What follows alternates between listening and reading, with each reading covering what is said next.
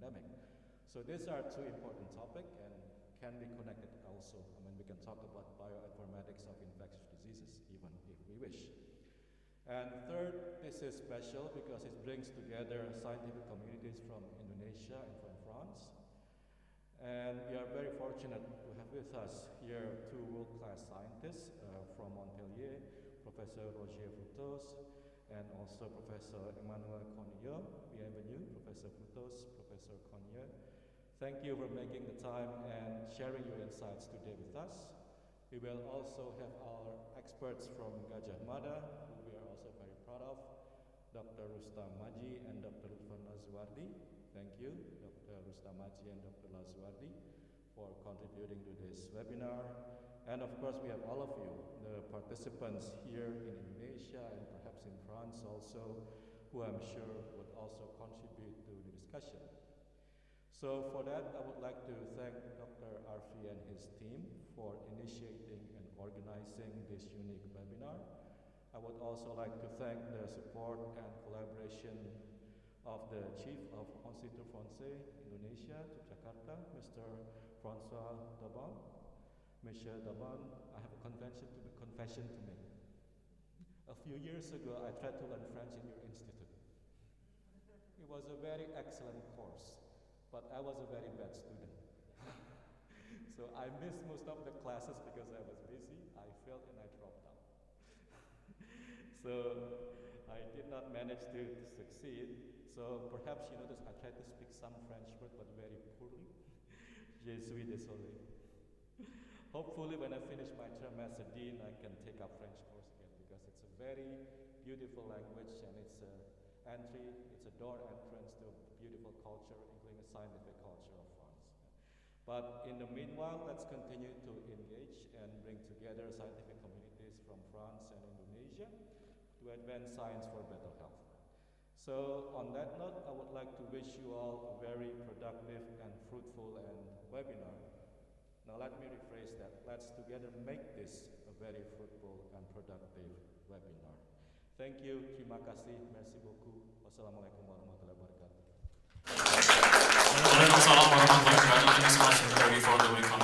It's very true that we have to. French language is quite interesting to learn. I heard from Anggun C. Sasmi, of course.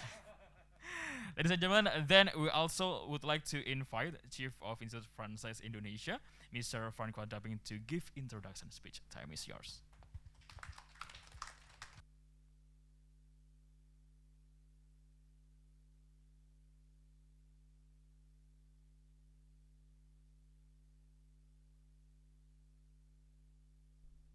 Selamat pagi semuanya. I will deliver my speech in English because my Bahasa Indonesia is not as good.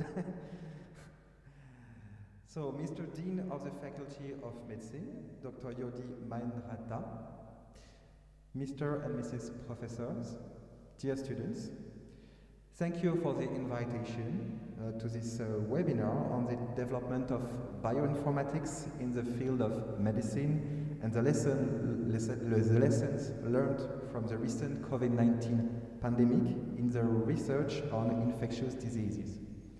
Many thanks to UGM for initiating and hosting this event.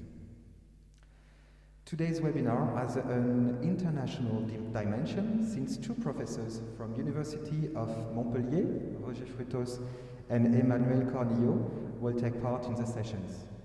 Both of them are well known in UGM as they are guest lecturers here at the Faculty of Medicine. Our two French guests are currently visiting Yogyakarta to sign the agreement to create the International Master's Degree in Dynamics of Emerging and Infectious Diseases.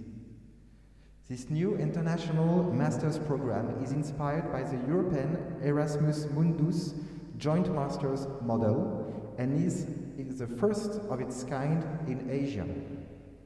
It brings together a consortium of 5 universities, 3 Asian, UGM of course, University Putra Malaysia and Mahidol University, and also 2 European universities, University of Warsaw and University of Montpellier. Future students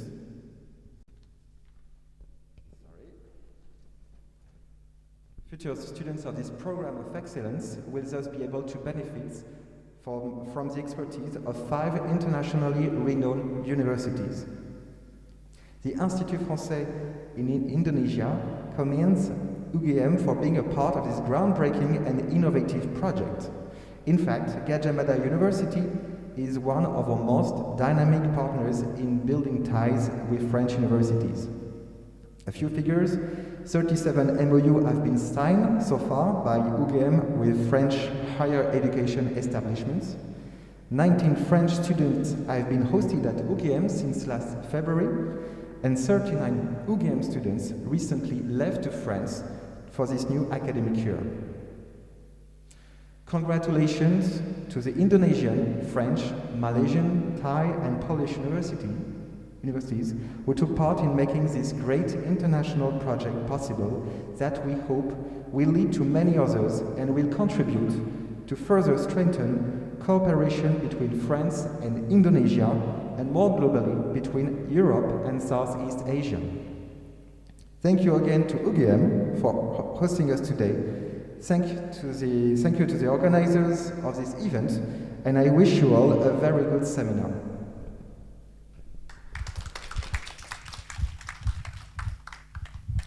Thank you so much, Mr. Dabing, for the introduction speech. And also, ladies and gentlemen, now we are going into the main session of today's webinar that consists of 2 sessions.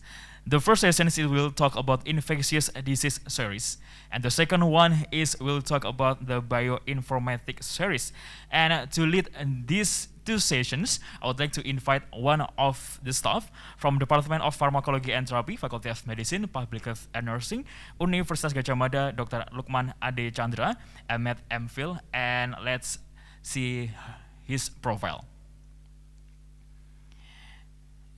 Okay, and then for all participants who will attend offline in Tahir building, and also for all participants who will attend by joining Zoom, you can give the comments and questions during the webinar sessions. For the next session, I would like to give the stage to Dr. Lukman.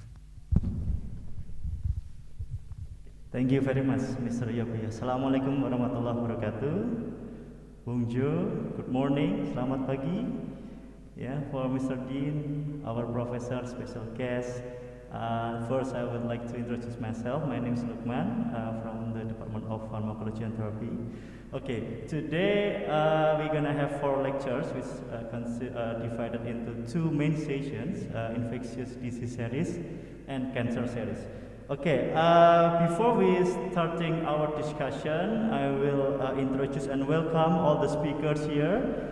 Professor Roger Frutos, thank you very much, and then Professor Emmanuel Conio, yeah, and Dr. Rustamaji, MCAS, and Dr. Lutfan Lajuardi, MCAS PhD.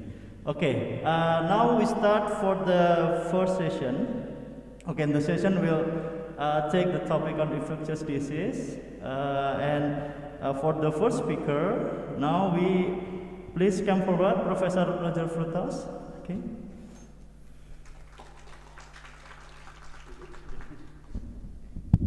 Thank you very much. Thank you very much also for the invitation to give this seminar. It's a real pleasure for me. And I would say it's not... Sorry? Oh, I will stay here. I will stand. I prefer. I feel more comfortable if I stand. Anyway, I'm going to have to show something on the slide, so I will sit after that. No, I said, first of all, I'm extremely happy to be back to UGM after 3 years. And I'm very happy also to address this topic, because this is basically why I haven't been able to come for 3 years. So, we all faced big problem with the pandemic, and we mostly faced a lot of problems because nobody knew who to handle that. So it's more a problem of how to handle the problem than a real problem of virus or disease. So the main impact is what we have been doing in terms of procedures to handle the pandemic. And that's what I want to address here, is really what we learned from that, and what are the conclusions and what we should do for the next one, because there will be a next one. We don't know when, but there will be a next one. So that's why I added a subtitle, which is basically what can we do for the next one. So, oh, great, thank you. So it's this. Okay, to move is perfect. That's all I need. Thank you. And okay, so I moved. I shouldn't have. So we're talking about emerging infectious diseases. Okay, but what is it? What is an emerging infectious disease? Okay, an emerging disease is a disease for which the clinical picture, so the pattern of symptoms, the syndrome, was not known. We didn't know it until now, because a disease is a medical concept which is defined by a pattern of symptoms, a syndrome. And then the physician can recognize the pattern of symptom and give a name. But if the physician cannot recognize the pattern, nothing happens. The physician cannot put a name on the disease and cannot suggest the good treatment. So we are dealing with a medical concept here. And what is an emerging infectious disease? Okay, but it's a disease caused by another living organisms, for which the clinical picture was not known yet.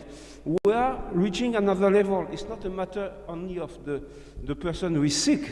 Okay, it's a matter of interaction between the patient, the person who is sick, with another living organisms.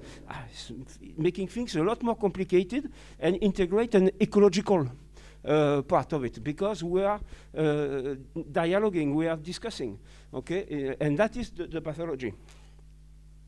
So what is emerging disease and what is the emergence? But it's not something that appeared like this by magic. It is something that was already here. The virus was here. We didn't know it yet. We couldn't see it yet. It's just like a reef on the sea at low tide and high tide. At high tide, you see nothing, but the reef is still here. Okay? But here's the same thing. We didn't know it, but it was already here. And that's what we have to deal with. So, which brings me to a very important aspect, because it's a matter of observer's position. We are the person who could become sick. So we are the observer, okay? But there is a huge bias, because we are in the observer's position. The best parallel I could do is, because we are going to talk about anthropocentrism or homocentrism, so things centered on the human species, okay? We think we are in the middle of everything, which is not true. And it's exactly what happened with the Copernican revolution. For those who are not familiar with that, it's a very important issue by Copernicus in the late 15th, early 16th century, where before him, the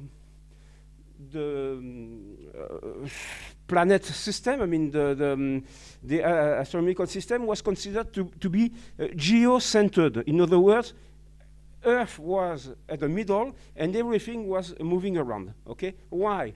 Because we live on Earth, and we saw the sun rising on the east, going up, and setting on the west. Okay, so the sun is turning around me. That's the obvious conclusion, but a wrong conclusion. Copernicus developed the system in which he said, no, nothing is turning around the Earth except for the moon and no the artificial satellites, but nothing is turning around the Earth. The Earth is just another planet among many others, which is moving in general dance with other planets, and it's actually heliocentered. We are turning around the sun, okay, around the star. Simply, our perception, because we are the observers, is wrong. But we have the same problem with infectiology. Oh. Wait. I did something wrong. Okay. we have the same problem with infectiology. Thank you. We are a problem of bias because of our position of observer. We are the one who are getting sick. So we think everything is coming to us. Okay? There is some sort of direct transmission of the pathogen, so either through an intermediate or a direct transmission or some putative animals we haven't found. We try to find any kind of hypothesis, but these are only narratives because we consider that our position is in the middle, okay? Which is not true. The human species is just one species like many others, okay? It's nothing, diseases are not coming from animals to humans. That's not the way it works. What happens is we are, just like the planets and the stars, we are, as a species, human species, not different than any other animal species, okay? And we are just in the same general dance, circulation of everything. Viruses are circulating all over the different species all the time, okay? So we are not in the center, we are part of the dance only. And we need, in infectiology, to do our Copernican revolution. We haven't done it yet. We need to stop thinking in terms of homo or anthropocentrism. Okay? We are just part of the general dance. The real boss, the one who is doing things, is the virus. The pathogen, not only the virus, but the pathogen is the real boss. Okay? What we have to do, and we try because we think it's coming to us, we are looking for an origin. There is no origin. There is just an evolution. Just Darwin explained that. Just an evolution over time and the circulation and evolution, that's it. What is very important is that we must think that there is a very active role of the virus, okay? And they are very often seen as passive. Okay, we get the virus from another species. No. The virus itself is moving from one species to another. Okay, we are the passive. The virus is the active part of it. These viruses, like coronavirus, are very adapted to moving from one species to another. And they are made for that. They have evolved for that. They are multi-host viruses by nature. And they use the host, us and other species, to multiply and to move, to be transported, to get a contact with another species. And they are very highly evolved, okay? So what does a virus need to spread? It's very simple. It only needs a minimal affinity and a contact. That's it, not more than that. The virus is doing everything by itself. Okay, so what I mean by minimal specificity is that we have to consider that people often think a virus is fixed. In time, does not evolve. The virus we find in the human, we find the same in the wild. It's totally wrong. It does not exist. It does not exist. And we think that to infect human, the virus must be already adapted. Wrong again. This is a homocentric perception, okay? And it must cross the species barrier. Wrong again, it does not exist. There is no species barrier, okay? It's a myth. It's a narrative. A species is only our perception, okay? It does not correspond to anything in terms of pathology. It's just a matter of description, okay? What happens in terms of receptors is that the viruses recognize receptors. They will bind on the cell, okay? But these multi-host, natural multi-host viruses, they recognize receptors which are core proteins or core genes, very deep. They are shared by many species, okay? So they can find the same receptors in many species. They don't need to adapt specifically. They are already adapted because they already recognize a very broad receptor. They are evolved for that. For instance, ACE2 in the case of COVID-19 is a receptor which is found in many species. Actually, it is present in all vertebrates. So it's present everywhere, okay? And what happens For instance, if we consider interaction between two different species, for instance, here in this case, humans and minks, because you know there have been some epidemics in minks in Netherlands and Denmark. So what happens is very simple. The virus, a very important key element interaction at the molecular level is between one amino acid, H34 on the receptor, ACE2, and Y453 on the virus, on the spike protein, the famous spike protein, on the region we call the RBD, the receptor binding domain. Okay, and this, the virus has evolved, and to have an amino acid here which recognizes very well the amino acid in the receptor, and the binding is very good. It works. But now when we change the species, what happens is, for instance, when humans infect minks, because this is what happened initially. The virus was coming to humans and infected minks. What happens is that in this case, they find in face of the Y453 no longer a H34, but in minks a Y34. And then there is a conflict. These two amino acids cannot bind. There is a major conflict. What happens? Then the virus will adapt. And the virus adapted by mutating. We replaced the Y by F, okay? And this again makes the binding very good. Okay, so what is important to consider is that the binding occurred after the infection, not before. Okay, so the mutation specific to one species, you find it only after the species has been infected.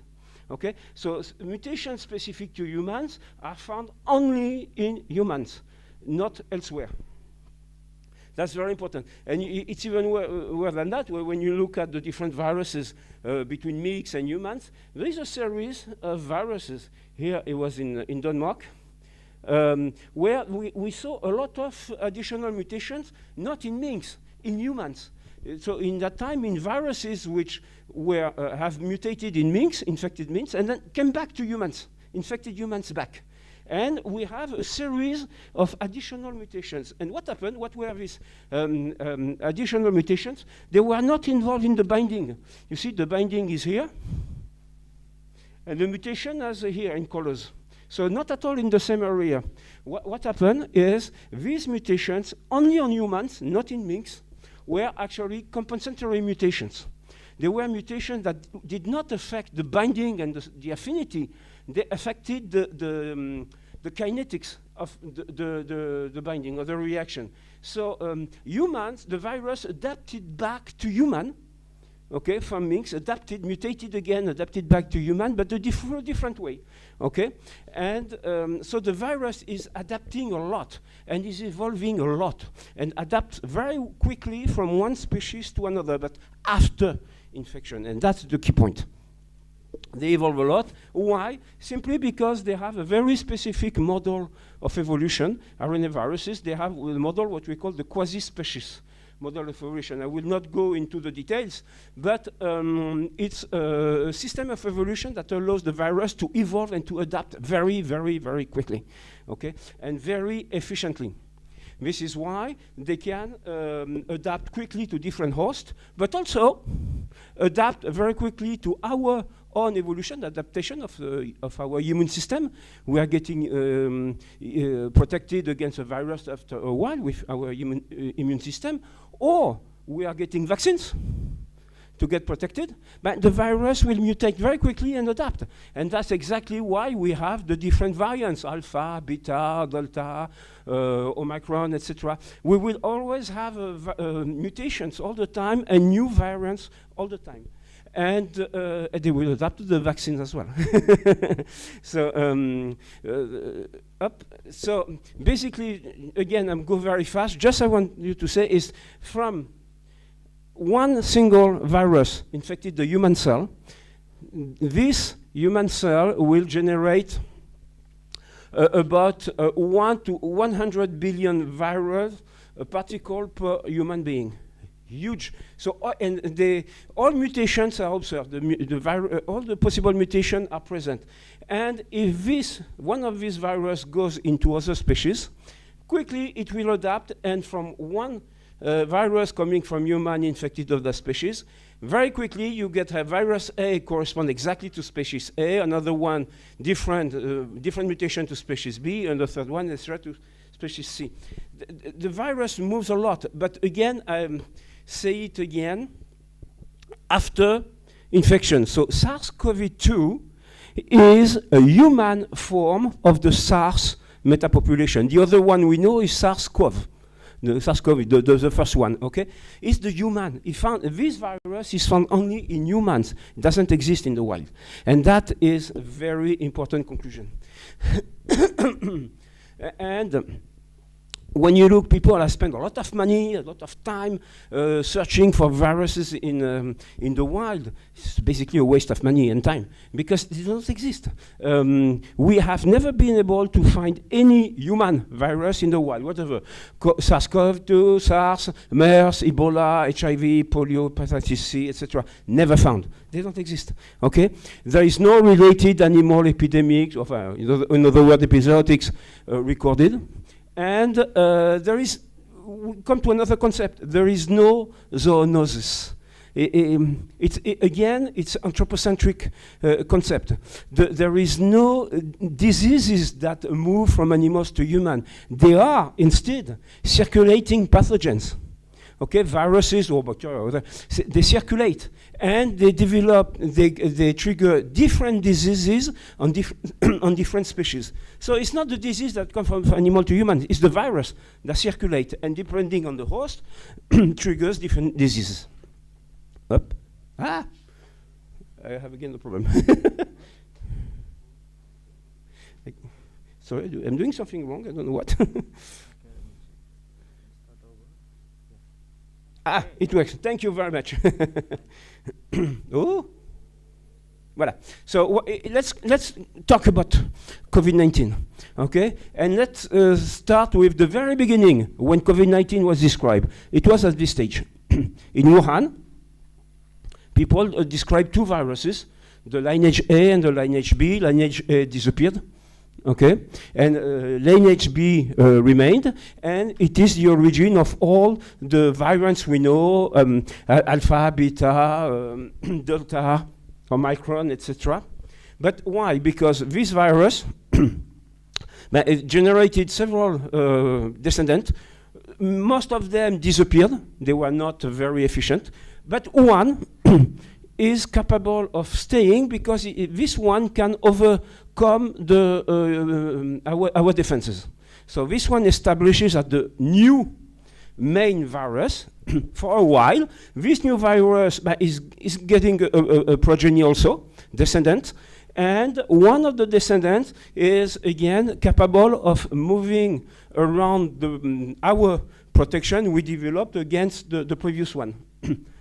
And so on, and so on, and so on. Until the end of time, we will see new variants. But this didn't start here. It's no magic. The same happened before. A and B are coming from a previous virus. Okay? We don't know it. We never isolated it, but it's here. It's the progenitor of these two lineages. And this progenitor, the main difference is that it was not capable of triggering a disease. It was not transmissible enough. It couldn't start a disease. These two, they could. This one could not. So you see, there is here what we call the outbreak threshold, or the limit that allows the disease to emerge. So this virus existed, but we never knew it. So depending on the team, some call it a ProCov2, some call it REXA. Ourselves, we called it SARS-CoV-2 AD for anti-disease, before the disease. Okay, but again, this virus didn't appear by magic. It's just the result of the evolution of a previous one, a parental one. And so on, and so on, and so on. For the number, we don't know. We don't know how many times. For instance, on Ebola, it was shown that the epidemic in Guinea in 2021 was done by a virus which has been circulating like that, unknown, okay, for 5 years in the human population. So this could be short, this could be long, we don't know. However, there is something clear, is that at one time in the past, a parental virus, not that one, a parental one, different, okay, because this is an evolution. Okay, the genome is changing all the time. There is, at one stage, one virus that moved from an animal species to the human. We will never find it, we don't know where, we don't know when, we will never know. But at one time this happened. It's what we call the primary case. It's the virus infected the first human. But again, this does not appear by magic. This virus which infected the human for the first time is itself coming from other viruses which were circulating within animal species. Okay, so you see there is a long story of evolution. SARS-CoV-2 is just a highly transmissible variant, okay, of a virus already present in the human, already circulating in humans, but which was not capable of triggering an epidemic. It was not transmissible enough, okay?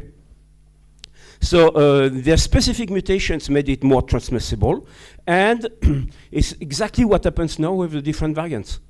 The variants are something, new lineages which are more adapted to our defense than the previous one. That's it.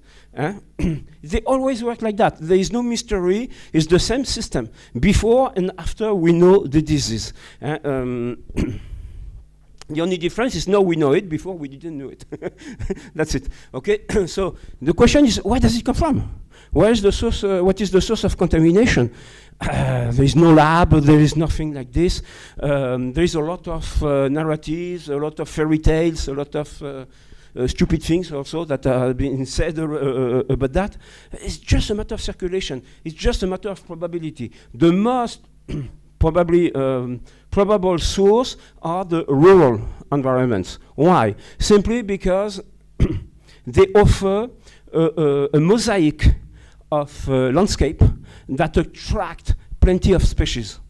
Okay, plus food. Human population, food. If you have no population, you have animals. You have bats, you have rodents, you have whatever. They come for the food. So they come together. It's kind of a magnet for wildlife. And they bring all the virus they have with them. So you have a high diversity of virus. And these are present close to human populations. Okay, it's very important to consider that actually close to human population in this rural environment, both the number of viruses and diversity of viruses is at least twice higher than in the wild environment. Okay? And when someone gets infected in the rural environment, the primary case, what happens to the virus? Not the disease, it's very rare. Most of the time, what happens is the virus is simply eliminated. After a short while, the virus is eliminated by the human and it's finished. Or it happens also that the virus remains in the population, but at the viral level is not capable of triggering a disease. It's here, but not more than that. And from time to time, yes, there is something that happens, is that there is a specific virus, SARS-CoV-2, with mutation that makes it highly transmissible, and then this one can trigger a disease. But this is a very rare event, extremely rare. And so what is our current situation? Very simple. We are using today what I call the medical approach in face of an epidemic. So what do? We start with the disease because it's a medical concept. The physician cannot do anything before there is a disease. So we start when there is a disease, we say, there is something. We are looking for the origin. So, when we see the disease, we are trying to find who is the index case, so the first person showing the disease, the symptoms. Okay, not the first person infected, the first person showing the symptoms. And we go back and we try to understand who it is, then identify the virus, describe the disease. So from the medical standpoint, then we are okay. Okay. However, this takes a lot of time, okay, to do that. And the physicians realize there is an epidemic like this, or a pandemic, when they see a lot of people coming at the same time to the hospital with the same symptoms they don't know. So this takes us, but by the time we do that, the virus are already spread everywhere. Okay, so the problem with the medical approach is that it comes too late. We cannot, and medicine cannot prevent an epidemic or pandemic and cannot stop it. The medicine is made to cure people, to treat people, not to prevent an epidemic. It cannot. It's not meant for that. Okay, it's not possible. So what do we say? Okay, we cannot. It's too late. Okay, so we are going to try to find the virus in the wild. So we do a lot of screening, and we screen for species, we isolate virus. It's useless. It's impossible to do that. Because, as I said before, the virus which causes the disease in human does not exist in the wild. It exists only in humans. Okay, it's the result of the evolution in humans. So if you go to the wild, you will get related viruses, cousins, but not the one that causes the disease. So screening for viruses in the wild is a waste of time and money, basically, and energy. What happens, what is very important, is that the virus evolves in the human. We don't know for how long. We cannot recognize it yet, but at one time, these viruses are capable of being amplified to cross what we call the epidemic threshold. I'm going to that. And this is the key issue. But you see already from here that this key issue to control, to prevent an epidemic, is not medical, it's not biological, it's societal. Okay, it's because of the societal rules, and these societal events provide the elements for emergence of the disease itself. Okay, so let's see again what is an infectious disease. But infectious disease is basically the consequence of human activities and the global economy, global circulation. Okay, the main driver is actually the growth of the human population, because more people on Earth, more contact, more need for lands, etc. And it's just a probabilistic system. Emerging diseases are accidents, simply accidents. It's a probability point. And what happens is that the human activities are increasing the probability of accidents. We should address that way, as accident and the societal process. So we need to adapt ourselves to reduce the probability of occurrence. So just quickly, what happens? It's really a probabilistic system. And the best way to describe an emergence, well, I don't have one with me, but I need only one thing. It's a coin. Just a coin, a simple coin. A coin has two faces, okay? You can toss the coin, you will drop one face or the other. Okay, here's the same system. The virus can infect from a host or cannot.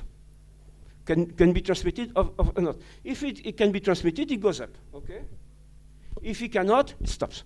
No transmission. It stops, and it stops whatever the number. So here, for instance, I start with 1, and I just set up, for instance, my outbreak threshold, my epidemic threshold at 20. Means to start my epidemic, an epidemic never starts at one person, except in Hollywood movies. It starts when there is when we cross the threshold. In other words, when there is a minimal number of people infected that can start a chain reaction. Okay, let's say we set it up at 20, for instance. Okay, I need to reach with 20 people infected at the same time. Okay, so any time in my chain, if when I toss the coin, if it falls on the wrong face, but it stops. The process stops. Whatever, even if we go further, it stops. And what do I need? I need to have a series of 20 successful toss to be able to have 20 people infected at the same time. What is the probability? If you take a coin, a simple coin, up you toss it, okay, and you find 20 times in a row exactly it falls on the same side. It doesn't happen. It's not possible. It does not happen. So how can we have 20 active or infected the people at the same time, when we cannot have a chain like that starting from one person, and we cannot increase the probability because there are only two sides. So the probability is still 0.5 all the time. So how can we do that? But the solution is very simple. Instead of tossing one coin, I toss 5,000 coins at the same time, and then I will always get at least 20 coins on the same side, and I can start. But virus is working exactly the same way. It's exactly the same thing. It's what we call the amplification loops. The virus come into a population, okay, and starts infecting this population. There is no disease yet, no epidemic. We need to cross the epidemic threshold. And the virus must find the environment which is favorable for that. And this environment is provided by the human society. Okay? This amplification loop is basically a lot of people at the same time, at the same place. Okay? These are social events, are also what we call clusters. And you know that always it starts from a cluster. It's no miracle, it's normal. It's the only way, okay? Because doing that, we amplify the population of the virus, and we have enough people infected at the same time to start the epidemic. Then it's a chain reaction, it goes just by itself. But we need to reach that point. And the point thing is that it is a societal event. So what to do? Viruses or diseases, not viruses, diseases always, infectious diseases always spread because of human society and human activity, always, okay? So the emergence of epidemics is a matter of societal organization. That's what we have to target. What is important is to prevent amplification loops from occurring, from happening, okay? And whatever the virus, we don't need to know the virus. We don't need, no need. What we know is whatever the virus, it will have to go through this amplification loop. So don't focus on the virus. Don't need. Focus on the amplification loop. And it's a matter of prevention, okay? So, and to do that, what do we need? I'm sorry, it's the Faculty of Medicine. I apologize, but we don't need physicians. We don't need microbiologists like myself. No, we need, because we need to analyze the society and the societal rules and the system that create this amplification. We need sociologists and policymakers, actually, to analyze that. And that's the people we need. That's the way we have to address it. And I just conclude on saying that we always have to keep in mind that the cause of the disease is biological. It's a virus or bacterium, okay? But the cause of the emergence of the disease is societal. And that's what we have to target, this societal dimension, which is extremely important. Well, thank you for your attention. Thank you very much, Professor Roger. Okay, please. My pleasure. Sit. Yeah. Okay, very interesting, Professor Frutos, about your presentation, and I highlight lots of things and learn also lots of things that not only medical issue, yeah, but also the biology and social. Yes. Okay, okay. Do we have Dr. Rostamaji on board? Okay, okay. So for the audience, you can keep your questions. Yeah, for the audience who come to this room and also who joining online, you can keep your questions, or you can use the chat box for those who join the Zoom. Okay, because we have a discussion right after the second speaker finish. Okay, good morning, Pak Rostamaji, Dr. Rostamaji. Good morning. Okay, how are you? Yes, everything is fine. Okay, thank you. How are you? Okay, thank you very much. Okay, we fine here. Okay, I will introduce Dr. Rostamaji. He is a senior lecturer in the Department of Pharmacology and Therapy, and also the chief of COVID-19 task force in UGM, in Gajah Mada University. So today we would like to have an experience from Dr. Rostamaji about how to control infectious disease, especially during pandemic in our campus. Okay, please, Dr. Rostamaji, you have 30 minutes.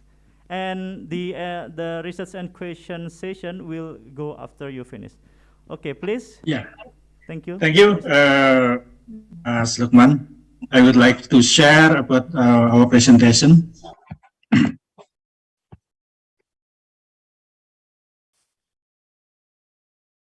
Yeah.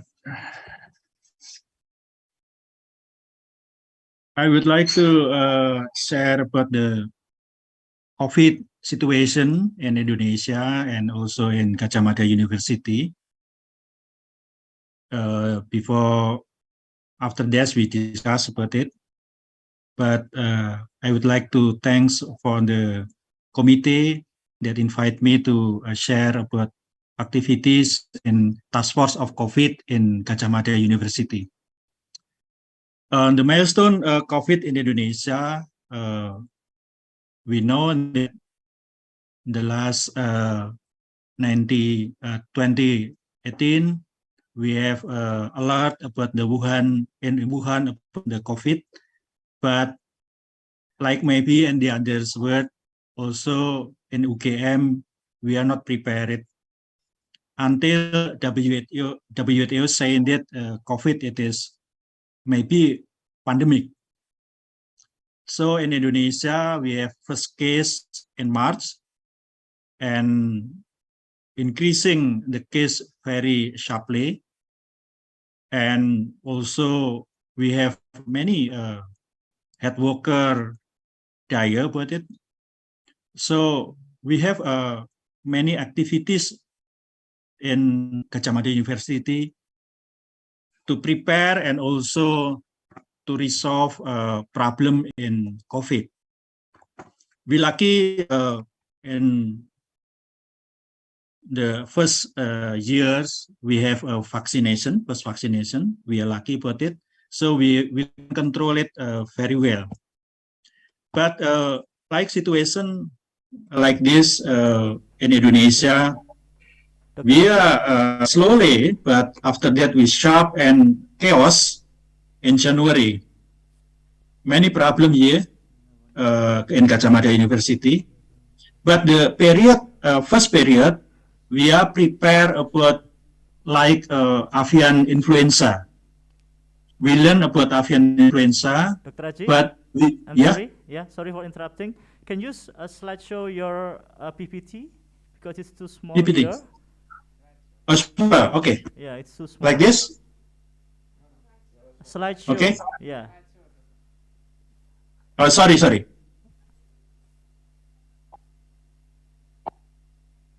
Like this, Mas Lukman? Not yet. Okay. Not yet. Can Okay, you, maybe from the Secretariat. di ini aja Pak, di slideshow Pak, di PPT-nya. Oke. PPT-nya.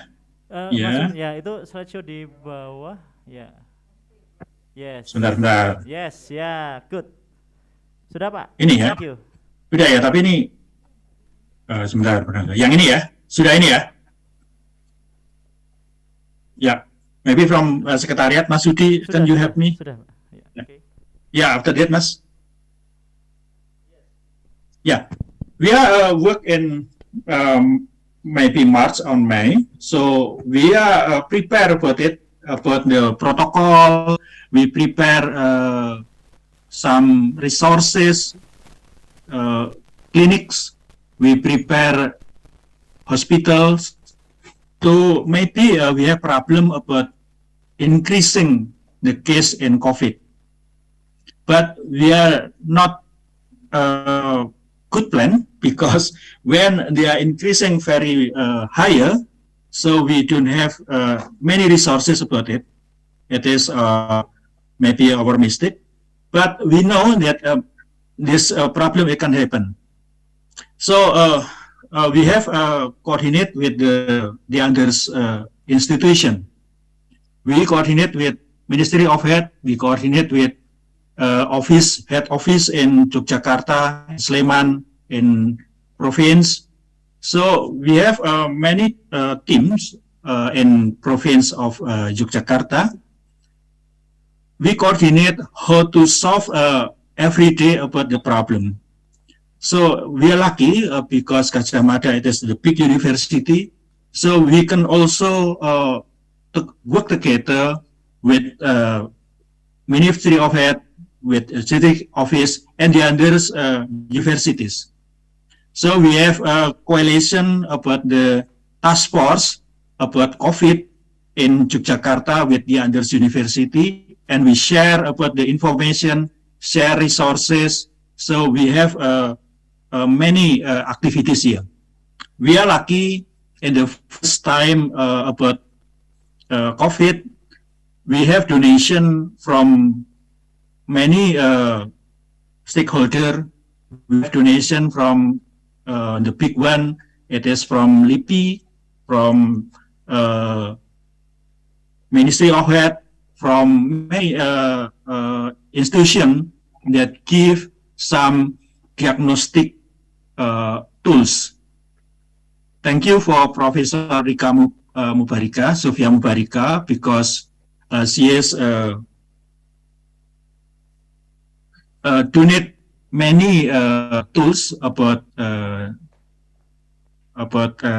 some antigen rapid test, antigen rapid test from Professor Sofia Mubarika. Thank you, Prof, about it. We have problem because like in the first time, we don't have many diagnostic tools. We don't have enough masker, enough resources, equipment to do it. So we have lucky because we have a donation. And also because we don't have access to looking for this equipment. If we have access, the price is very high. So it is we have donation. After donation, we buy about this equipment from market, and also we distribute to all of our unit. It is the situation in the first era of pandemic. After we can to control it, we have learned about how to maintain the condition, especially in academic activities. We are lucky our lecturer saying that in the first time of pandemic era, our rector saying that it should be academic activities in online. We learn about how to prepare about online activities, online and home, work from home, and many activities here. But condition of the campus should be maintained in the minimum activities, especially in offline activities like maybe field activities in Faculty of Medicine. We should be skill lab. It is should be done. So we prepare only a small portion of the academic activities. So we lucky about it. But after this condition is control, we are not lucky about Omicron, Delta, sorry, because after Delta introduced in Indonesia, it is sharply. Many activities can be done here, like should be prepared about Delta, should be prepared about equipment, about mass vaccination. We should be prepared. And after Delta, we are lucky because Omicron, it is not infectiously like Delta, so we can do now about the in condition with offline. Selanjutnya, Mas. It is a situation in the province of DIY like this condition. Selanjutnya, Mas. It is Indonesia, but DIY it is about it like this, yeah. Yeah, it is a condition at Daerah Istimewa Yogyakarta. The case, the diet case, and condition it is increasing. The number cumulative like this. but the case may be increasing only in we know about November here. Ya, selanjutnya Mas. Yeah, we are prepared about this, but our academic unit it is not well prepared before this pandemic. So we have task force, maybe in early March, and we use incident command system. I saw about the incident command system like in hospital, and we have many activities about coordinate activities in academic, and also coordinate about resources. We have many faculties. We have 18 faculties. We have 4 cluster science tech. We have cluster medical. We have cluster agro. We also have social humaniora, social humanity, and cluster. So we should be learn together how to prepare in each cluster. Like in medical, the student should be contact with the patient. The student should be contact with the others people. But maybe in the others cluster like agro, there should be good to field activities, because there should be to maybe work with the communities. Also in social humanity cluster, there should be discussed in field activities. So we have many problem about it. The higher risk, it is on the medical, but the higher case not in medical, but in agro, because the activities from UGM to the other place, to the other field, so it is make their very easy to got the infection. So we learn about it and do the activities based on the condition, especially in medical, because they know how to prepare, how to prevent, and how to treat. So we are easy learn and work with the cluster of medical. But we have some difficulties when work with the others clusters.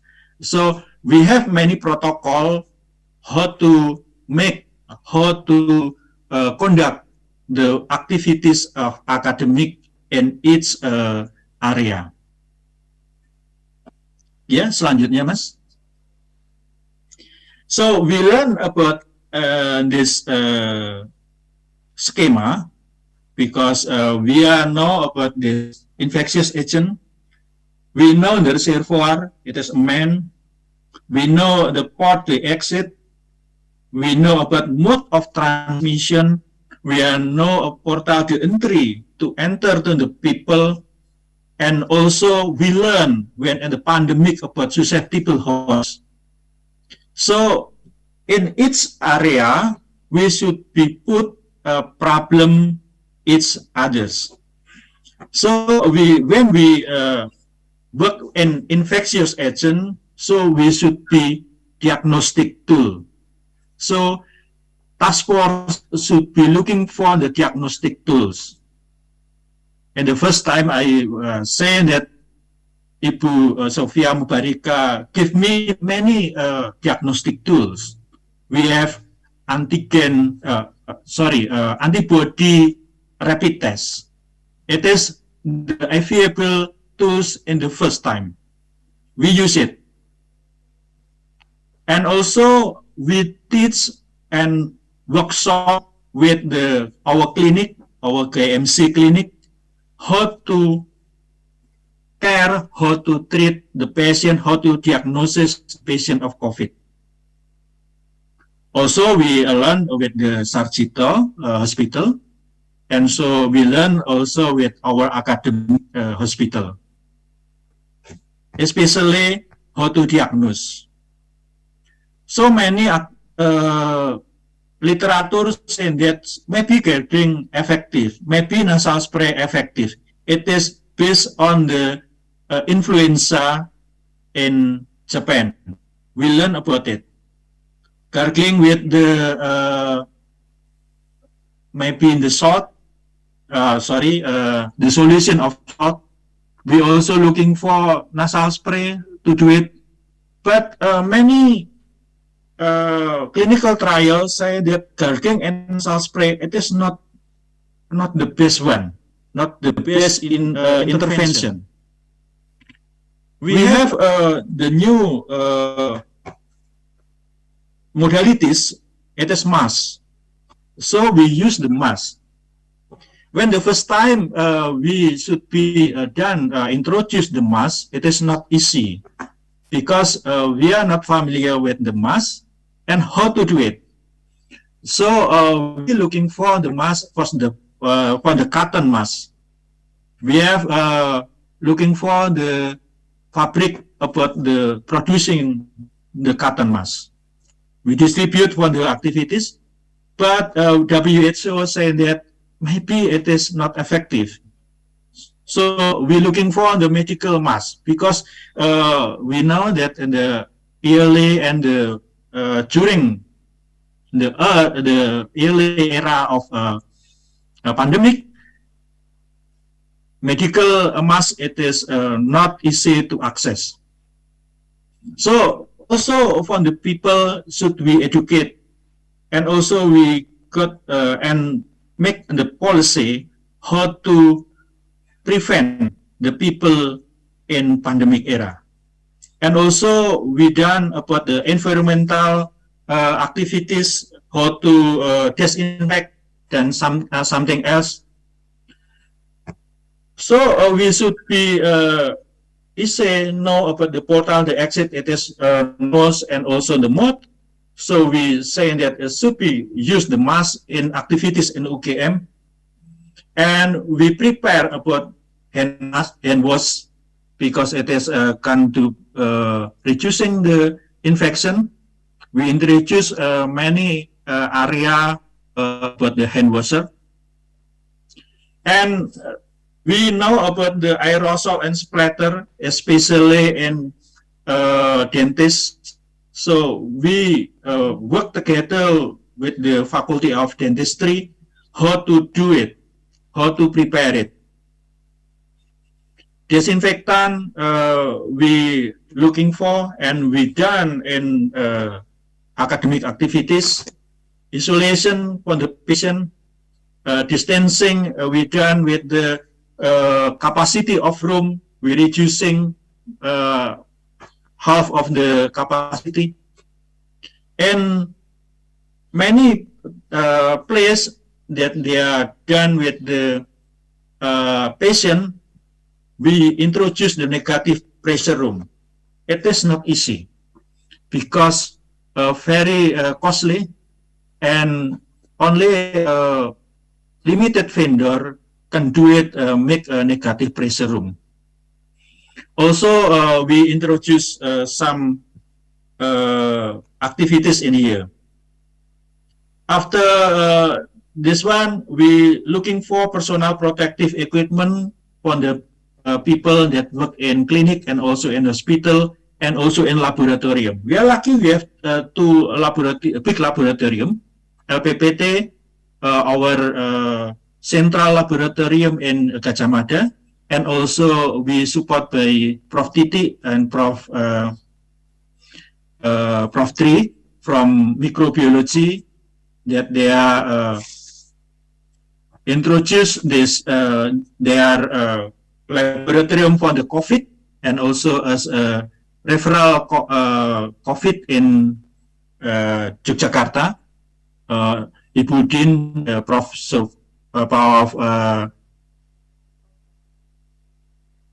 Our dean saying that this laboratorium should be as a referral laboratorium. So we are lucky about it because we have a rapid test. Also, we have a laboratorium about the PCR, like something else. And we have a problem about treatment because not easy to access the antiviral for the first time. And many guidelines said that many medicine can use in treatment of COVID.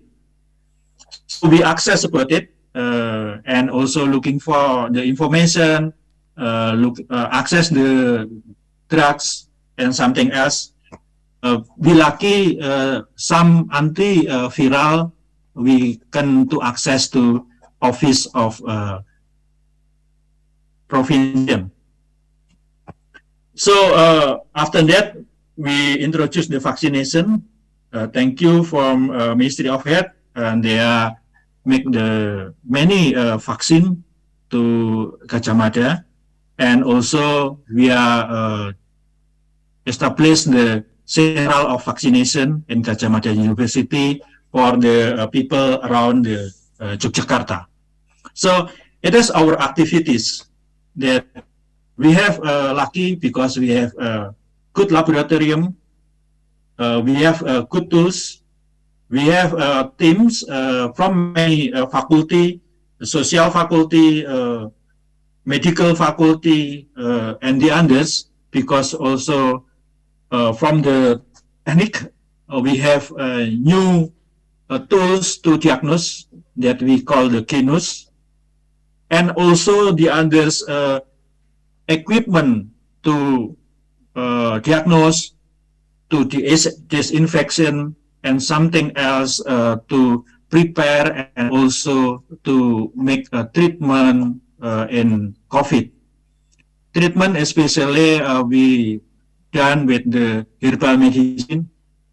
Maybe the evidence base it is limited, but we have it and we prepare it.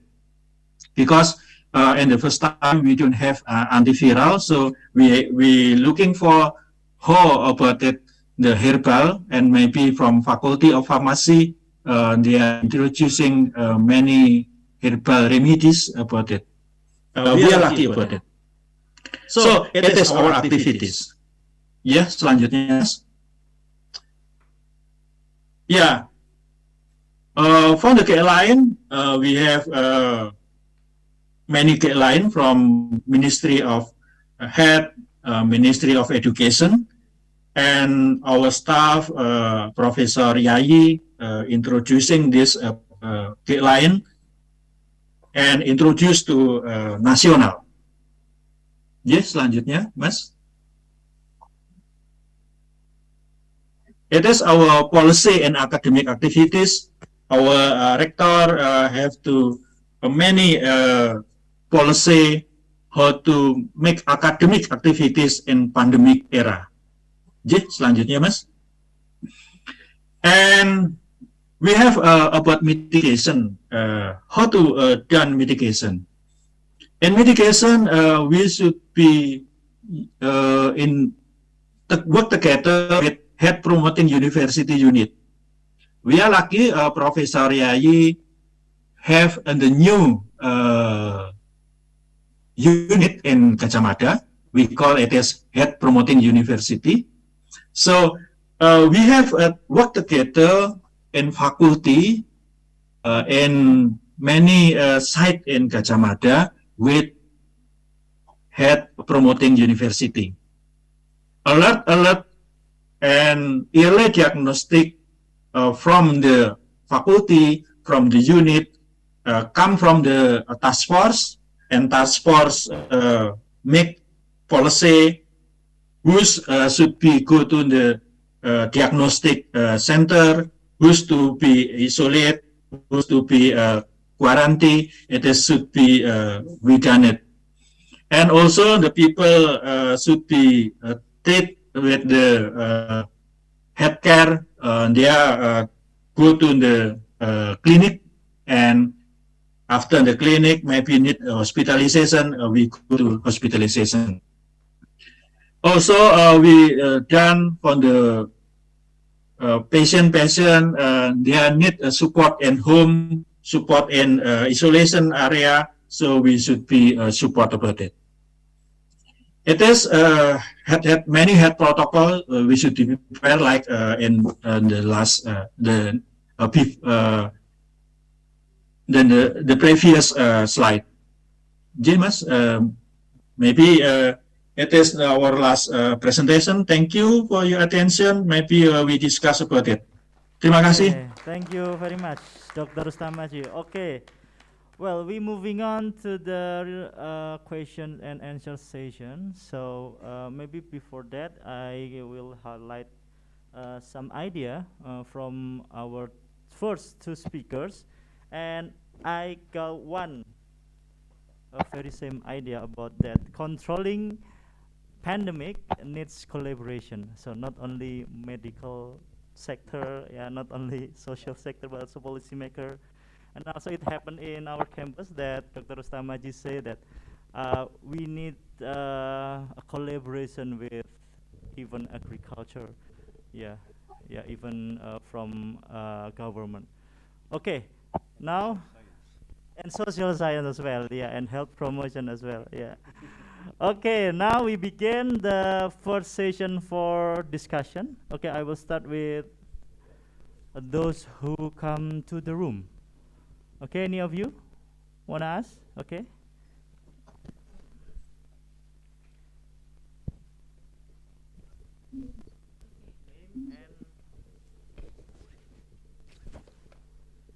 Thank you for the opportunity, sir. Hey, Professor, bonjour. I'm FBA, Magister student of Biomedical Science from UGM. I have a little curious about, because you mentioned in your last slide that we need policy makers to analyze this pandemic. So I have a little curious about, I want to know, can you tell us about what's the best health policy from your country to face this pandemic? Maybe we can learn many things from that to preventive another pandemics before it's happened. Thank you. Okay, we keep it for later. Okay, thank you very much. Okay, the other questions from this class? Oh yeah. Okay, from the chat box maybe? No. Okay, so yeah, it's too easy for you. Okay, only one question. Okay. Because I have lots of questions from myself. Okay, Professor Frutas, you can. So the question is maybe about the sharing experience in your country on how government conduct a policy maker. Is it like that? Yes. Okay, so you can share your experience. Okay. I would say what happened in our country, but it's basically the same that happened in Indonesia and any other country, is that we have currently worldwide. It's not in one country particularly. It's worldwide, everywhere. We do have basically the same approach, which is what I call the medical approach. We wait always for the disease to exist, to be characterized, to do something. For instance, when the disease was first described in China, in Wuhan, from a circulation standpoint, it was already too late. Because when we see the symptoms, the virus has already infected many people. But already there, it was too late in January 2020. But we waited for WHO to say, oh, there is a problem. We waited for WHO to release a statement saying that it was an international, and then after that, only after that, all the countries, France, Indonesia, all of them, decided to do something. Again, it was too late. So the problem is not that the countries are doing wrong. All the governments are doing what they can in a good way, and they are trying to implement good things. Actually, the problem is that it's somehow, I would say, they are using the wrong software. they do their best and they do well, all the government, and basically all the government did the same. We all implemented the mask, the distance, etc. So basically the same answers came. But this is based on the concept that things are fixed. They treat an epidemic or a pandemic like an earthquake or a fire or something that happens, makes a lot of damage, but ends, finish. And when it is finished, we come back to the normal life. Okay? That is the basic idea. But it doesn't work like that, because it will never finish. The virus is here. It will stay until there are humans on Earth. The virus is here. It will stay. It will move again and again. One generation, we adapt. We develop vaccines. Okay, the virus will evolve and go around the vaccine, or go our own defense, and we have a new variant, and then a new one, and a new one, etc., until the end of time. So that's what I say. We have the wrong software. Is that we wait for the problem to happen, and then we try to find a solution, and saying, okay, we do a lot of effort, we will have a lot of problem, we do a lot of damage to the economy, to the people, but after that, it is over, and we start again. The problem is, no, it's not over. It will never be over. The virus will always be here. So we have to probably, what I say is we have to act in a different way. Not to wait for the disease to be here, but adapt our society to eliminate the amplification loops, so that the virus cannot translate into an epidemic or a pandemic. Because there will always be plenty of viruses. So the way is, how can we avoid that? So the idea, I say it very often, is not to have, I would say, a physician approach, which is, when the disease is here, I try to cure the disease, but rather have some sort of insurer approach. So basically, invest for the problem not to happen. Okay, we have to invest for a non-event, because what we know is that whatever the virus, we don't need to know it. We know there will be plenty, but whatever the virus, it will have to go through those societal amplification loops, those clusters, which are based on the societies, societal events. Society is us. We make it, so we can make the rules to change it. So that's what we have to do. And then, if whatever the virus, if it cannot amplify, there will be no disease after that. So it's really a change of paradigm, I would say, a change of software, more than anything else. But there is no difference in France, Indonesia, Spain, Argentina, whatever. It's basically all governments reacted the same, because we have one general system of medical reaction. Okay, thank you, Prof. Okay, thank you very much for My the pleasure. insight. Yeah. Okay, Yeah. we highlight that. Okay. Oh, Professor Rika. Okay. Excuse me. Okay, thank you very much, Professor Frutos. It's really very insightful presentation. This is about the evolution of the virus. Mm-hmm. And then secondly, this is because of the human being habits and ecosystem. Mm-hmm. Yeah, WHO mentioned that actually because of the failure of biodiversity, that because of, yeah. So when we heard about what the virus behavior, the mutation, it's so quick. So how can we then to do a prevention and also preparedness? Because if we have done a vaccination, and when we look at the mutation that was evolved very quickly, mm-hmm. So it means that the vaccination actually is not that effective, mm-hmm. Right? So if facing the next possible pandemic that might be happen, so what is the best to be done? Okay.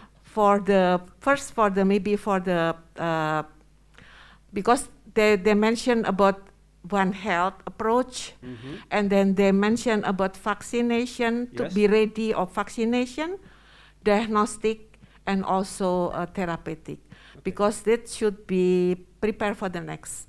So I want to hear about your opinion about that. Yeah, thank you.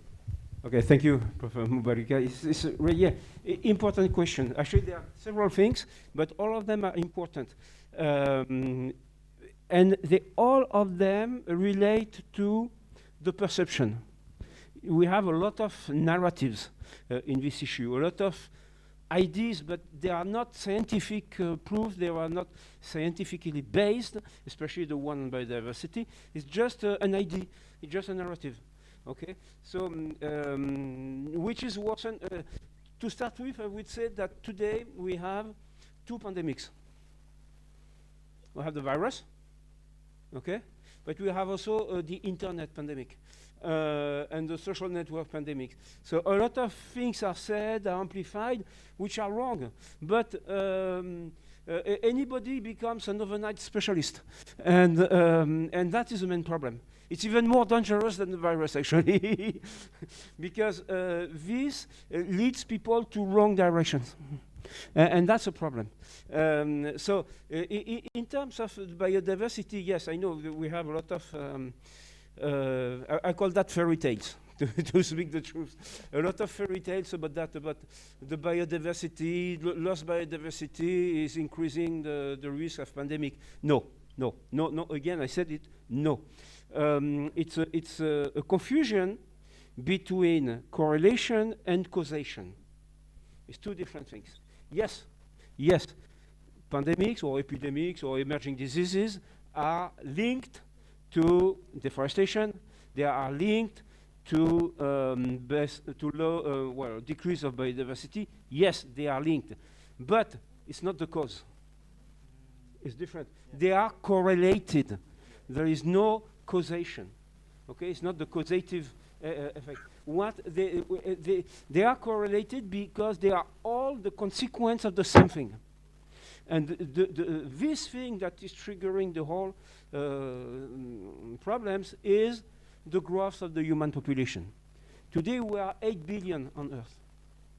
In 2050 we will be 9 billions. Well, people don't stay in the air. We need food, we need houses, we need infrastructure, roads, factories, energy. we need plenty of things. When you have 1 billion people, the need is not the same that when you have 8 or 9 billion people. The need is so. What do we need? We need to convert a lot of land because we need houses, because we need fields, we need food. So doing that, we put a lot of pressure on the environment, and we get close to wild areas, of course, because we cut the forest. So the problem is not cutting a tree. The problem is what is accompanying the deforestation. It's not the deforestation. If we cut the trees, it's for something. It is to put a field, to put a house. So we bring people close to animals. And on top of that, as I said, the rural environment, they attract animals. It's food. It's easier to feed in the woman settlements, in the human settlements, than in the wild. The source of food is a lot higher, it's permanent, etc. So a lot of animals are coming. And they bring the viruses they have also in contact to humans. And humans moves a lot, we travel a lot, so we move the viruses. So this is really so the higher the number of people, the higher the contact, the higher the exchange, and the higher the probability, because it's purely a probability system. So we increase the probability of occurrence of the event. That's all. It's just a matter of probability. So that is the point. So climate change, loss of biodiversity, deforestation, that does not trigger any epidemic or pandemic. At the most, they can increase the number of primary cases. Okay, people in contact with the virus. But between a primary case and an epidemic, there is a very long process, stochastic process and societal process. So many people, if people get a virus, they have a very, very, very small chance of going to an epidemic. So it is not the main point. And again, this is the confusion comes from the fact that loss of biodiversity, deforestation is something we see. We can see quickly, immediately. We see the consequences. We don't see the disease immediately because it takes time. The virus has to evolve in the population, and we need to amplify it, etc. So the disease always occurs after a while, sometimes a long while, and we say, okay, it's the consequence. First, we see deforestation and loss of biodiversity, then the disease. But no. They all have the same origin, which is the human pressure on the environment. And that, except eliminating 80% of the population, human population, there is no solution. The solution will be a nuclear war. It's not a good solution. So we cannot do anything about it. We cannot. It's like this, we cannot. And it's a matter of probability. The higher the population, the higher the risk of disease is a natural regulation system. That's it. It always happens like that. But what we can do, there is nothing we can do about that. What we can do is analyze the societal aspects and try to organize our society in such a way that we lower the risk.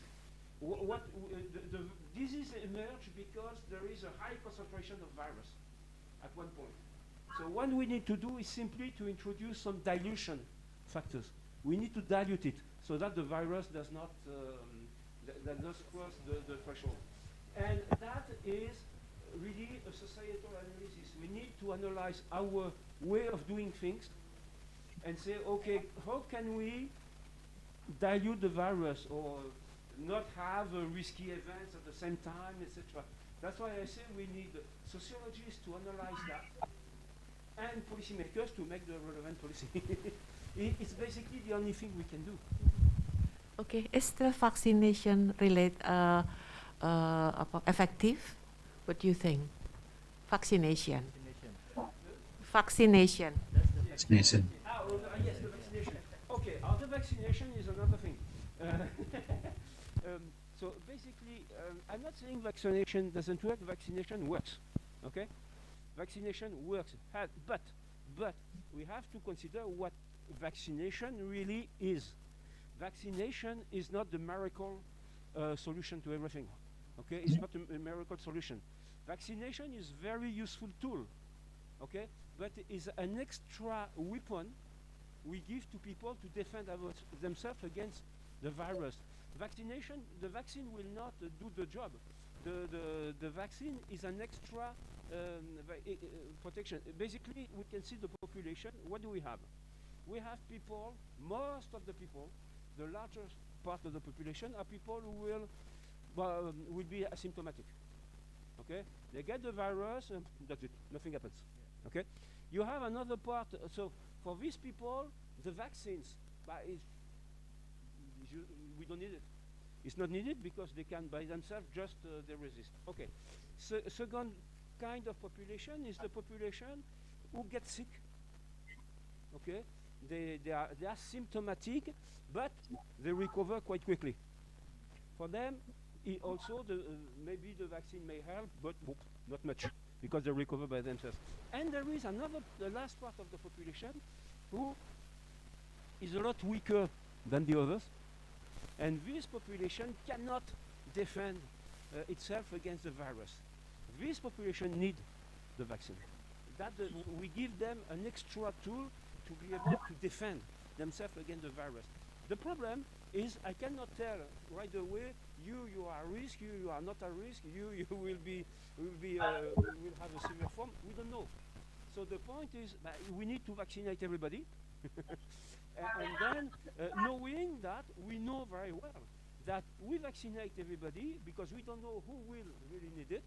But the good reaction is to vaccinate everybody, knowing very well that for the major part of the population is useless. But doesn't matter. That's the price we have to pay to protect the people. Okay? But that's the way we should present the vaccine, not as a magic solution to everything. Then comes the virus. The virus is not something that is like this, fixed, and it will stay like this all the time. The virus is evolving, and very quickly. and the virus adapts to the vaccine. Okay, so the vaccine after a while is no longer active because the virus changed. Now, look, no, we have vaccines now. We are active against the first SARS-CoV-2, the Wuhan one. Okay, but Wuhan one does not exist anymore. There's no more. Now we have more further generations. So these vaccines are useless. The virus evolved. We must evolve the vaccines. And then it comes to a commercial point, because companies have developed one vaccine. They don't want to keep developing all the time, so they sell the one they have. But the one they have is good at one time. But when the virus evolves, they are no longer good. So we need new ones. And so then it is not a medical issue, I would say. It is more a matter of policies, a political issue, to make sure that the companies keep producing the vaccine which is good, which is adapted to the new variants. Because now they are starting to have vaccines against the Omicron, BA5, etc. But maybe in 6 months from now, this one will be useless also, because we will have another kind of variant, and so on, and so on, and so on. You know, I say it as a joke, but it's basically like this. It's just like the vaccine against the flu. We are always vaccinated for the flu from last year. Not from the new one, but we're vaccinated against the last one. We are always behind. So it is a matter of capacity of reaction. We have now the RNA technology, which is very good. It's excellent. So we can very quickly adapt and develop a new virus, new vaccine. Sorry. Okay. I hope I answered. Okay, thank you very much, Professor Roger Frutas. Okay, I think that this time for discussion is up. Yeah. Okay, Dr. Aji, on the screen, do you have any additional or closing statement? Yeah, Pak Lukman, maybe I respond to Pak Agus Winarso about the question about why the rate of mortality increase or maybe higher compared to the WHO standard. So we would like to ask about it. The first one, we have problem about the testing in the first period.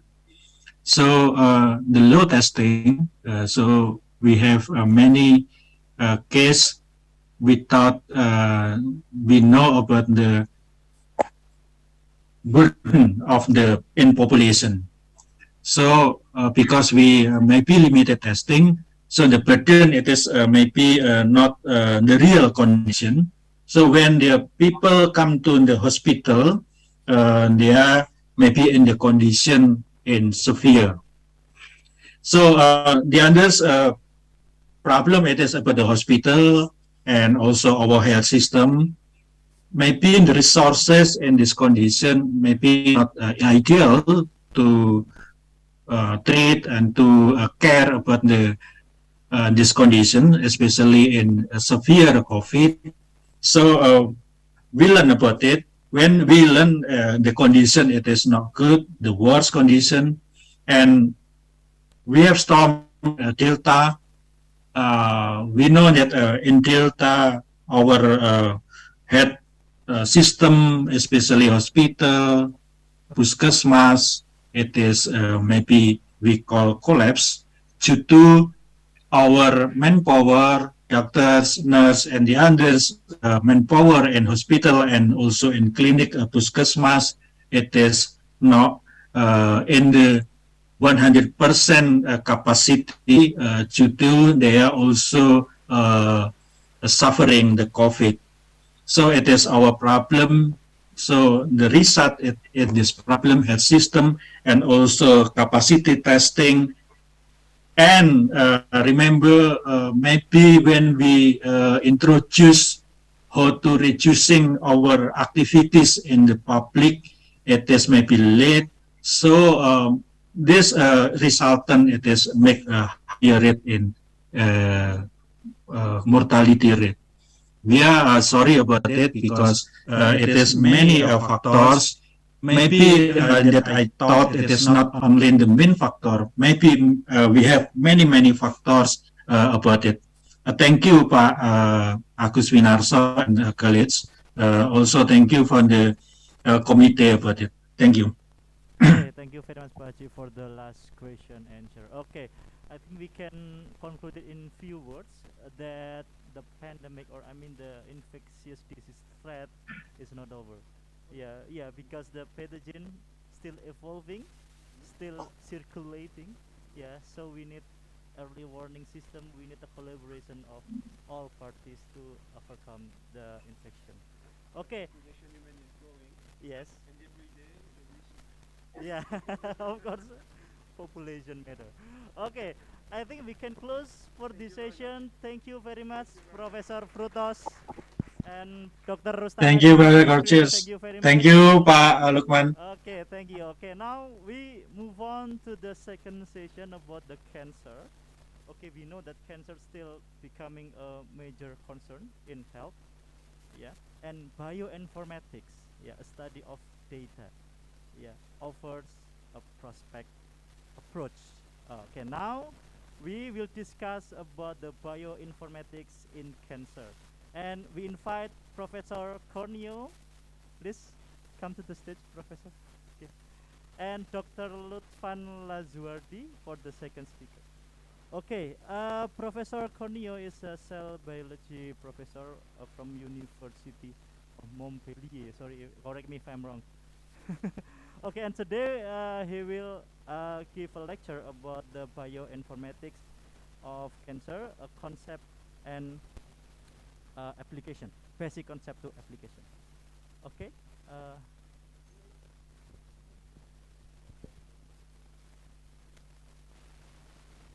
Yeah. Okay.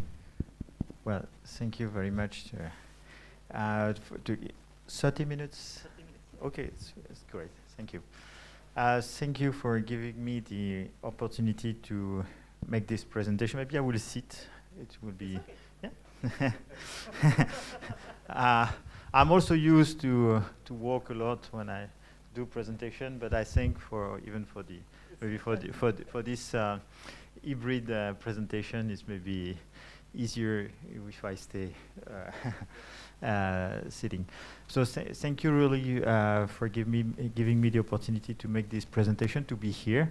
I'm really very glad to be back at UGM after this long period. And thank you for the organization committee and the audience to be present today and to have organizing this conference. I'm also very interested by this hybrid presentation, and I'm looking a lot to your system because, as you know, we are here also to sign the agreement for the Dynamite master degree, as it was presented by François Dabin, and it will be a hybrid teaching master degree. So we will use this technology that has been made more popular with Zoom and with the pandemic, with the containment period. But yeah, so let's start on the subject today. So my presentation will be on. I will present today some works, some main ideas about cancer, and some of the work we have been doing in our lab. Next slide. Yeah. Okay. Thank you. Okay. So just to say a few words so about our activities in our lab. So I'm working at the Cancer Research Institute in Montpellier, and we are in a team in bioinformatics where we are developing new methods and new software to analyze omics data. This is our main aim. I have a biological background, and but I'm also writing programs. And to make this presentation today, I decided to use as a red line the different papers that have been published by Anahan and Weinberg called Hallmark of Cancer. So the first paper that was published by these two well-known professors was in 2000, where they wanted, by this circle, what they wanted to highlight is that the cancer cell is accumulating many modifications compared to normal cells, and basically mutations that will impact the behavior of the cell. And when people have started analyzing the mutation in the cancer genomes, they realized that there were a huge diversity. So they start to classify these mutations based on the genes, where we identify oncogenes, gene suppressor, what we call driver mutations, which are the mutations related to the is it mine? Okay, yeah, it was mine. So what we call passenger mutations. So I will not go too much into detail, but clearly, so here we know that these mutations deals with so important biological processes such as cell cycle and apoptosis. But even at the time, there was also already something related to angiogenesis that was identified. So something about cell-cell communication. But this cell-cell communication was not so important at this time in the hallmarks of cancer. So they really focus on the mutation.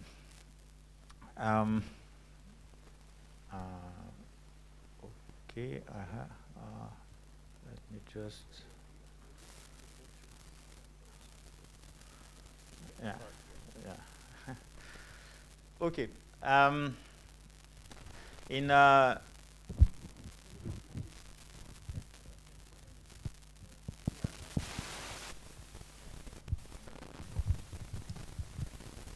Okay.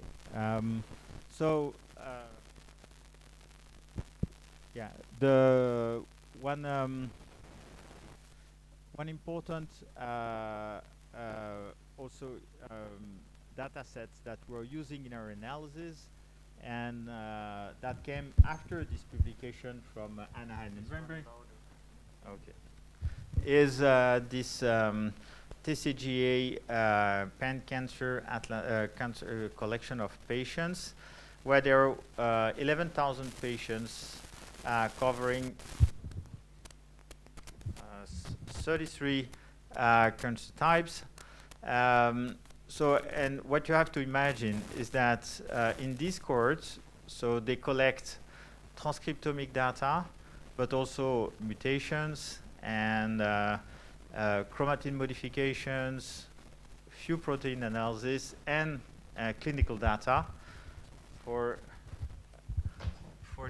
these different patients. And this will be important, and this will be also important in relationship with the next talk, is that it is very important to have very good clinical information about patients and tumors when you start analyzing mutation in patient. So these mutations at that time. Once again, so this review from 2000 was a review of all the knowledge accumulated since the 90s and 80s, where we start sequencing tumors and analyze mutations in it. So after we get the human genome in 2000, we could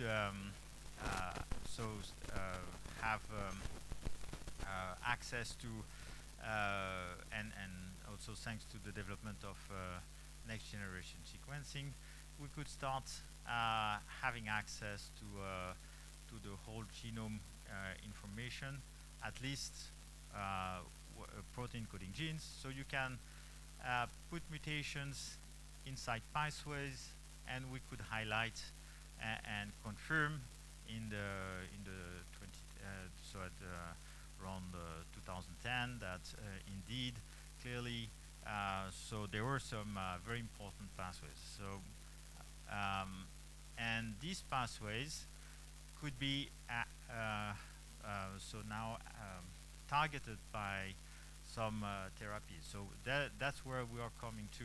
It's called precision medicine, and clearly now at the present time, sequencing tumors is something that is performed more and more.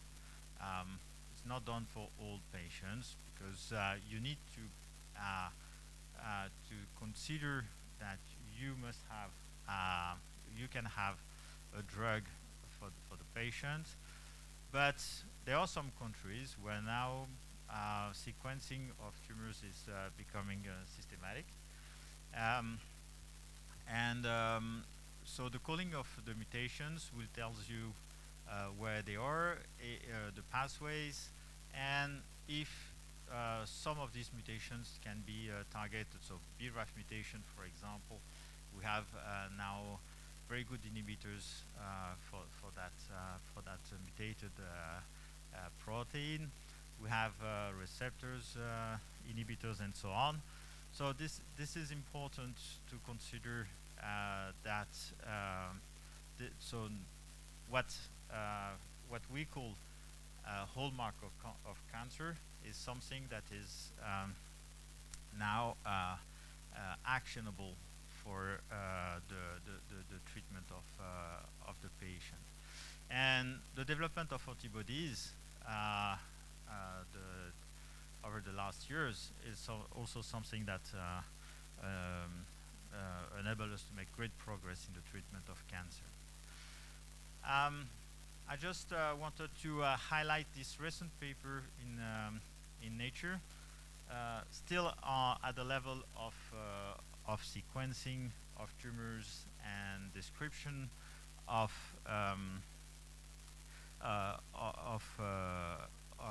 tumors at the DNA level, where here these people have sequenced a cohort of 183 patients using whole exome and whole genome sequencing. They apply the methodology developed by the Pan Cancer Whole Genome Atlas, where they have developed lots of bioinformatic methods that are now can be used at the clinical level, where you can really call for many types of mutation. I will show you it right on the next slide. But in this paper, they focus on they wanted to highlight possible differences that could exist in the African population concerning prostate cancer, where it was known that having African ancestors was a factor of risk for high burden cancer.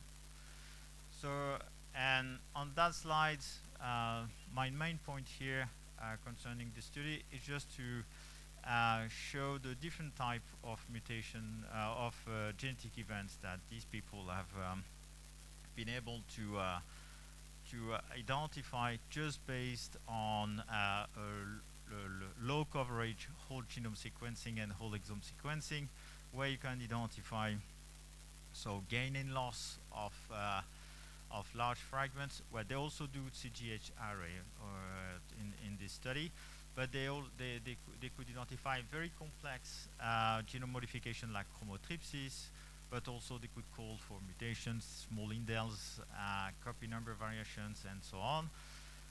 Compiling all these informations together, they have been able to identify 4 main groups, GMS A to D, And even a fifth one, so they call it emerging GMSE. I don't know what emerging means in that context, but it's a group that they notified, which is at the top, which is more related to Asian and European patients that they had as control in their study.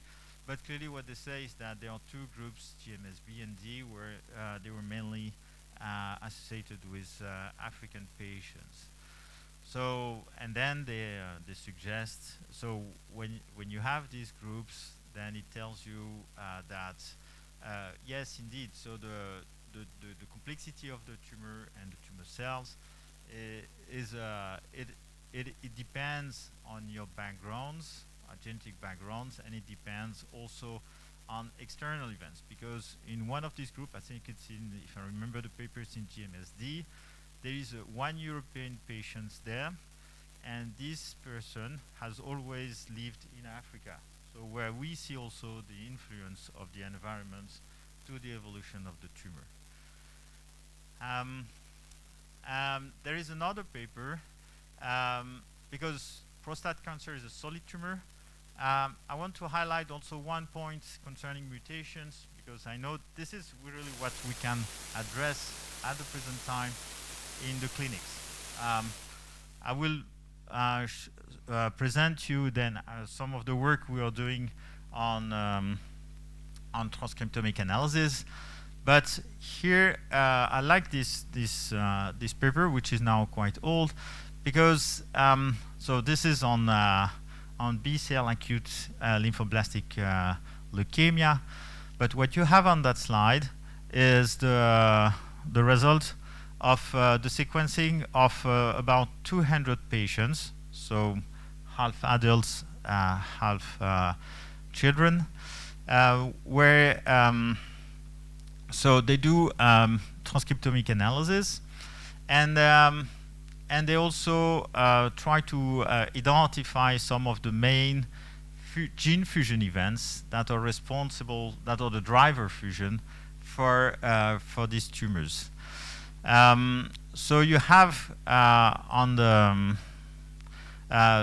the top you have the matrix of, so each column is a patient, each line is a gene, and it's the top expressed and most valuable genes that have been selected in this study. So this is the only selection. So you just select in the clones, in the cancer clone from this leukemia, you will select the genes that are the most expressed among all these in all these patients, and then the most valuable one. At the bottom, you have different lines, so it's not that easy to read. Well, there are some the blue and red color corresponds to adults and children, and then you see they select 8 different clusters, and you have different each line that are, maybe I can where is the laser is okay, is this one, yeah,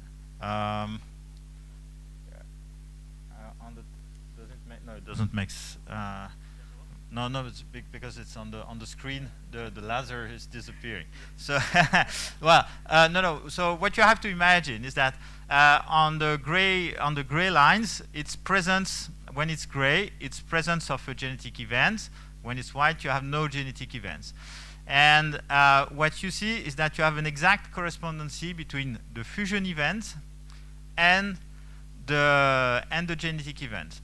On the cluster that is on the right is it's a Philadelphia.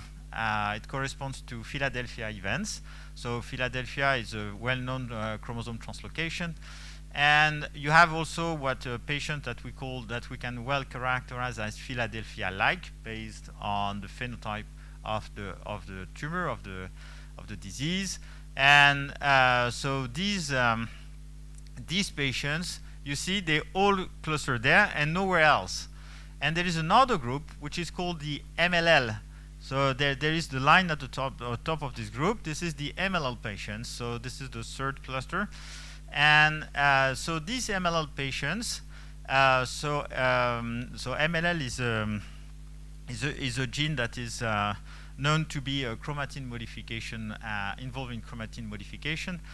And there are many, where at the opposite of Philadelphia, where the recombination is very well conserved, in the MLL there were many fusions. And but they all cluster with the same transcriptomic signature. And the story was, the explanation for that was, came from two papers that was published 1 year later in Nature, where they show that, in fact, yes, there are different fusions, but all these fusions are fusion events with a protein. So you have the MLL on, which is yellow, and the domain in red is the result of the fusion, and all the fusion events are in fact involving so chromatin, a specific chromatin modification enzyme that you have. It's called YITS. It's the protein that modify the histones and modify the chromatin structure on the genome. And MLL, in fact, recognize the DNA, so it recognizes specific sequences on the genome. So what you have here is something where you see that different mutations leads to the same disease, just because the protein that is involved in the fusions recognize always the same locus on the genome. And that's why you have a conserved transcriptomic signature, because it's always the same regions that are deregulated due to chromatin modification on the genome. And the last story about mutations is a paper we published recently, where we were looking for a specific tyrosine kinase that have been studied extensively in cancers, called SYK, S-Y-K. And the interesting point in this story is that this kinase has two forms due to there are two isoforms due to alternative splicing, and one form of the protein is localized in the cytosol, and the other one is localized in the nucleus. And the colleagues in the experimental lab, they successfully designed HHRNA to inhibit either the full transcripts or only the long form. In fact, this study is performed in the frame of the development of a drug where we can modify the ratio between the long and the short form of these proteins, and it's a quite promising drug. So that's why we have been using the Tcga cohort for on colorectal cancer patients. So you have to imagine that, so the Tcga cohort that I presented previously is a publicly available data set that you can use. In this case, I select so rectum and colon cancer patients. So it's about 650 patients that I could use in this study, where according to the different papers, I could collect also the instability score. It's called MSE, that you have at the top of. So the red square on the right of the slide, it's the same as previously. So it is gene expression from Tcga, where you have the 650 patients in colons, and the genes, the story is different. Here, the way I could select the genes is I select the genes based on the fact whether they could express the long form at high or low level. So, and this is what you have on the right. So on the right at the top, you have, so I could compare the expression between the normal tissue and the tumor. So you have, for some patients, also the transcriptomic data for the normal tissue. And you see that SIC sometimes is overexpressed, but sometimes is downregulated. But the interesting point is the representation just below, the graph below, where on the axis you have the expression in the tumor, so the same as the top graph, but now on the ordinates, on the y-axis, what you have is the expression of the long form, and what you see is that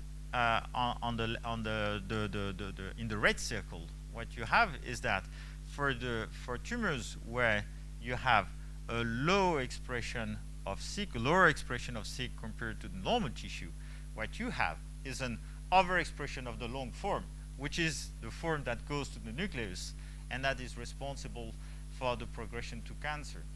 So the cancer cells are dependent to this long form. So that's why targeting the long form will help you to fight against the cancer cell. So this is the story here. But what we could identify in the bottom panel on the left, behind the control panel of Zoom, you have a red circle that shows that, in fact, so low expression, when I analyzed the full Tcga patient, I realized that there is a small set of patients with low expression that already have low expression of the long form. So, and that's the way I select the genes. I compare tumors with high expression of the long form compared to tumors with low expression of the long form of SIC. And what we get here is the surprising results is that first, now we have about 60 patients which are on the left part of this heat map here, where you see very clearly that you have some genes that are overexpressed and some genes that are downregulated in this specific group of patients. And this group of patients was unknown. So and what we can imagine, according to our drug, is that these patients will be resistant patients to our treatment. But you see, it's only 60 patients over 650 patients. That's where Tcga cohort is very interesting when you are developing drugs, is that you can test and already evaluate how successful your drug will be. Okay.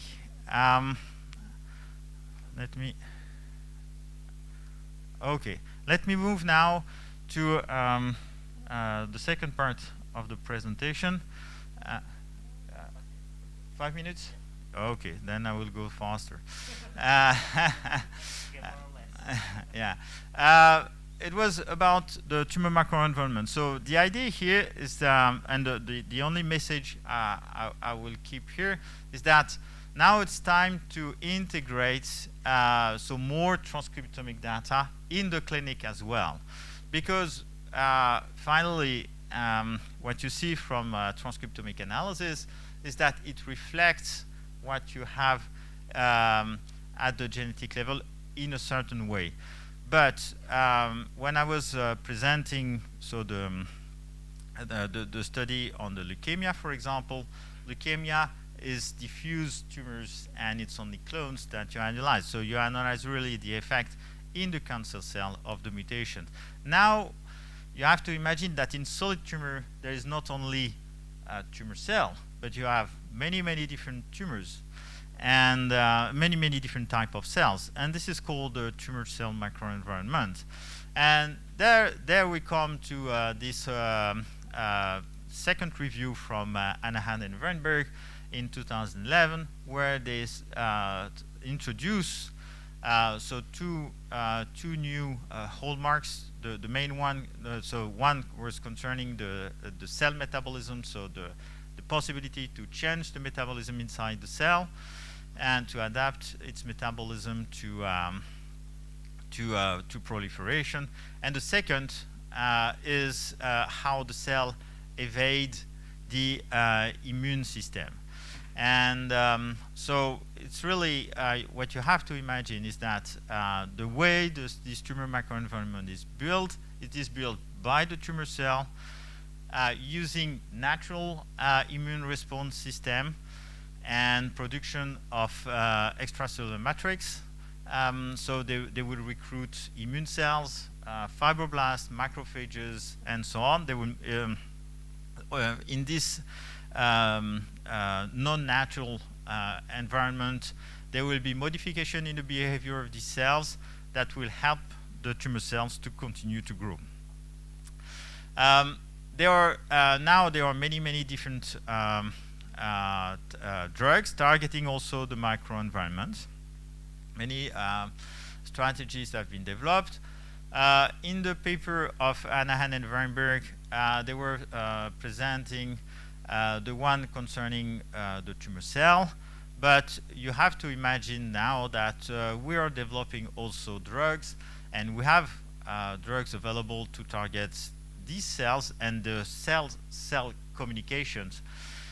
This is a point where we have been working a lot in the lab on this ligand receptor communication and the way to identify these ligand receptor interactions and the way to target them. So the most popular interactions now, the most well-established therapy concern the immune checkpoint inhibitors, where you have and especially the PD-L1, PD-1 interaction that is responsible for immune cell resting.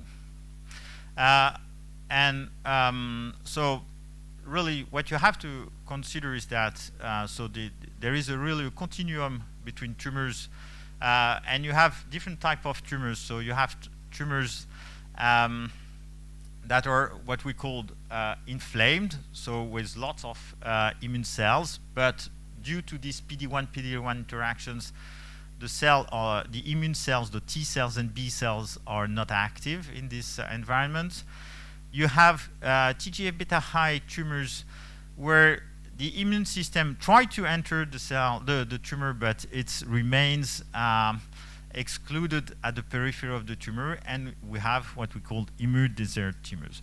So I will skip the presentation of our work, but you can see some of the work we have done on describing rare tumors and analyzing the microenvironment in these tumors. So one work was done on salivary duct carcinoma, a very rare salivary carcinoma, and the other one was done on a specific B-cell lymphoma in the central nervous system. I will just finish with a few slides. We also work on, and it's very important to describe the cell in the tumor. So we have now single cell approaches to analyze cells, but at the clinical level, single cells remain too expensive. So you need to have software to analyze the cell composition using bulk sequencing approaches, because bulk sequencing, you have to imagine it costs you now with the new platform. It costs you about, well, I would say it in euro. It's 300 euro for between 250 and 300 euro. You can sequence. You have the transcriptome for one patient. Compare for some information, and from the transcriptome, I didn't mention it here, but with the transcriptome, you can even have access to many type of mutations. You can call many type of variations like mutations, but also gene fusion and so on. So you have for very cheap price now access to a lot of information. I'm working on and we're now finalizing a software to do deconvolution using some artificial intelligence approaches. And the idea, we train it on colorectal cancer. And just to show you here one of the results of this software, which performed very well on the detection of fibroblasts in a class of colorectal cancer called it's the green one on the right, which is of very bad prognosis, and where you have lots of fibrosis in these tumors.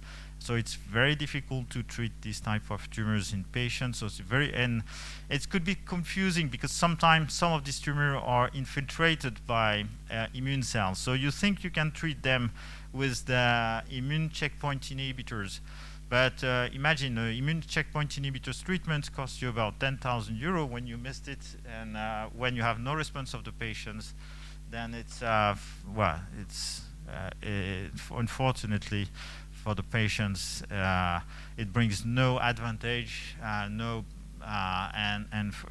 for the social security in France, it costs a lot. So here, it's interesting because so first we could identify these patients and identify more the ligand receptors that are involved here in the in between the cell and this fibroblast. And we had a very good signature on the right with a very good ROC curve, so very good response for the test. And we identified something we did not expect with a spondin gene involved in the interaction with the cell. Spondins are interacting with and activating the Wnt pathway.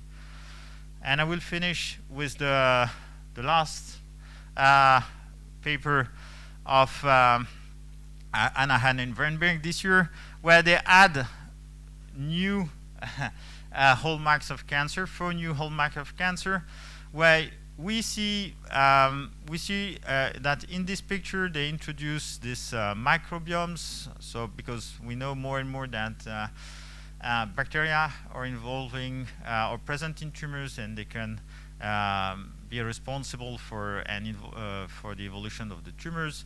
And also some aspect concerning phenotypic plasticity now. But all this describe, still a description of the tumor. And my final presentation will be, I will finish on 2 slides concerning how we can go to something which is at the origin of the evolution of this tumor, something that could be generic in the evolution of this tumor. Some people think that non-coding RNA could be one of the clues. And here on that slide you see so non-coding, long non-coding RNA and small non-coding RNA, including mRNA, that are the new targets, especially now that we have very good experience with targeting so RNA in the body, thanks to the development of the technology of the vaccine. We all know now that we can use RNA as target for therapies. So long non-coding RNA was responsible for lots of functions in the cell, and they are interacting with proteins, they are interacting with microRNA. And the last slides I wanted to show you here is a selection that we have done of some of the long non-coding RNA, which could be promising for our next research, where you can identify over on the right panel at the top, you have some long non-coding RNA that are in fact related to that are overexpressed in tumor with high tumor microenvironment. And if you look at the bottom, you see the survival curve, and you see that according to these results, these non-coding RNA are associated with better prognosis in patients. So understanding the process related to, because we know that these long non-coding RNAs are overexpressed in the cancer cell. We have evidence for that. So now the idea is to understand if these are really some of the early events that then could be targeted to repress the development of the cancer cell. And I would like to thank you for your attention, and also to present rapidly so my colleagues on these pictures, and the Jacques Collins, who is at the head of the team. Thank you very much. Thank you very much, Professor Corneo. Wow. That's so advanced, yeah, huge accomplishment in the technology of bioinformatics. And we know that yeah, I highlight one sentence that make me wow. Oh, chain expressions can helps us to predict the cancer. So that's the point. Yeah, I think it's important for us to develop the technology in bioinformatics. Yeah, because we can help lots of people here. Okay. Okay, thank you very much for the Professor Corneo. Now we moving on to the second speaker of, please keep sit here. Yeah. Okay, okay, Dr. Lutfan's already there. Okay, please come forward, Dr. Lutfan. Okay, give applause to Dr. Lutfan. Yeah, Dr. Lutfan Lazwardi, he is a senior lecturer in the Department of Health Policy and Management, and today he will give a lecture titled Cancer Registry. So he developed a cancer registry in our center, and I think it's good for us to know, yeah, to understand and have experience from him. Okay, you have 30 minutes, Dr. Lutfan. Yes, please. Okay, I think this one. Thank you very much. Selamat siang, Assalamualaikum warahmatullahi wabarakatuh. Yeah, a very good morning, everyone. So thank you for very nice introductions. And I think I should clarify that I think what I would like to present is more information rather than lecture. So it's actually not lecture, but I think this is important event that we would like actually also to introduce our cancer registry, which is then will also provide the data that hopefully very useful also for supporting your research. And actually in this session I would like to mention also that I'm a part of the cancer registry team under the head of Dr. Susan, which is actually could not attend this. And on behalf of the cancer registry, would like to thank also to the organizers for arranging this. Okay, so should I this one? Yeah, thank you. Okay, so actually there are several reasons why then we think that the cancer registry is necessary in our setting, since that it is important to see how the burden of cancers in our regions, and also we would like to know what is the frequent cancer as well as to see also the characteristic and the populations at risk that have cancers. And for this all reasons then come up to the idea that we should have a cancer registry. But then there is also driving force from the Ministry of Health that would like also to have a cancer registry on place that will then support the cancer control program. So in this case then there are various reasons that then be justifications to develop the cancer registry. And of course that this is not easy, but then we basically successfully to set up the cancer registry, but we have looked on the reference that actually the cancer registry is defined as the organizations. So it's actually the important word is also that this is related to the organizations that have responsibility to collect the data of every patient with a diagnosis of cancer during a given time, and also the period and specific places. And cancer registry have an activity which so-called the cancer registrations. So they collect the data as well as then have to maintain the quality of the data that has been collected, and also to perform the data analysis and interpretations. And we expect then with this activity then it will be also very important for cancer control, and also of course to support the research, because research is also then very important informations that will be used also for designing the health policy as well as the prevention program. Okay, and there are several types and characteristics of cancer registry. first is what's so called the PPCR, the Population-Based Cancer Registry, and another one is a hospital-based cancer registry, and there is also other type which is more specific, that related to the site-specific cancer. And actually all of this has been done also in our centers in collaborations with the hospital as well. But the cancer registry as an organization will give a focus on the PPCR as well as the its PCR. So hospital-based cancer registry and the population-based cancer registry. So based on the name, then we know that the setting is differ within the hospital and in the populations.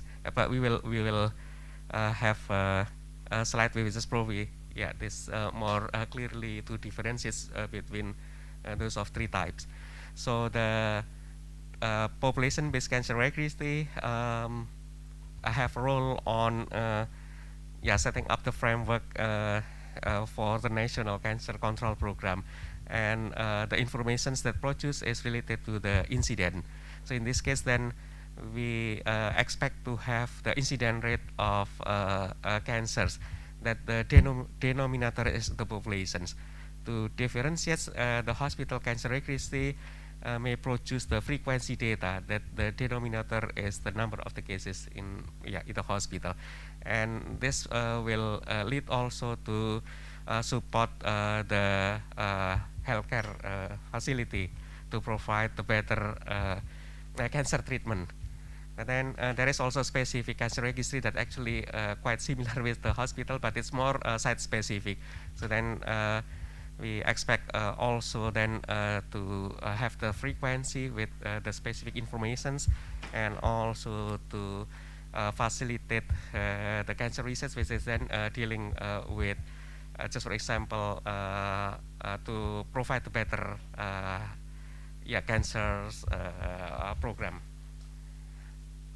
Okay, so in terms of the milestone, actually there has been many initiatives that already started in 70s.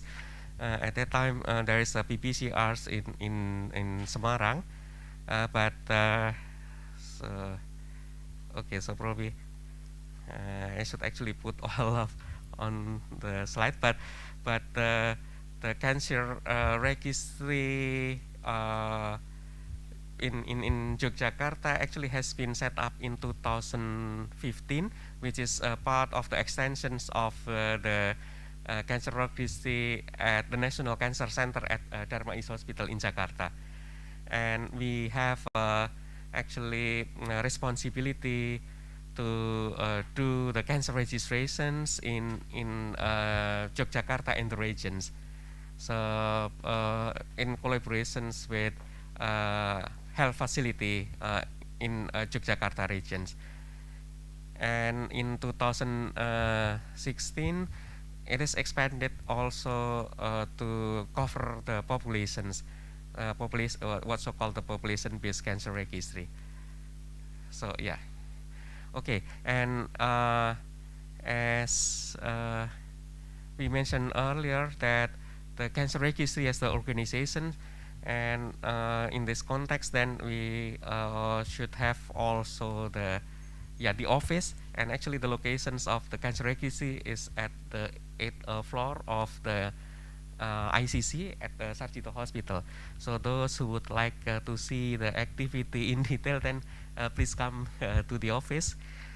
And we also have the online office, let's say, which is actually showing the activity, the summary of the data, and also other important information. And those who would like to use the data, then can also actually go through the website, and you can see the procedure how to get the data to support your research purposes. And the website is because this cancer registry is actually collaborations between the hospital and the faculty, And we actually have mirror website as well within the university and also at the Sarjito Hospital. Okay, so and a little bit about the Tcga Cancer Registry profile.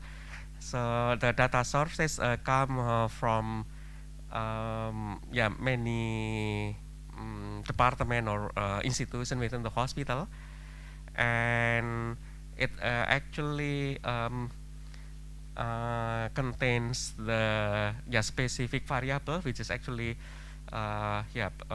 already how to say standardized, and we use the software called CanReg 5, although we develop our system also to help the data collections from the field users, but then it will be compiled somehow with the CanReg or the software that developed by the IRC, the International Agency for Cancer Research in the WHO institutions that are responsible for cancers.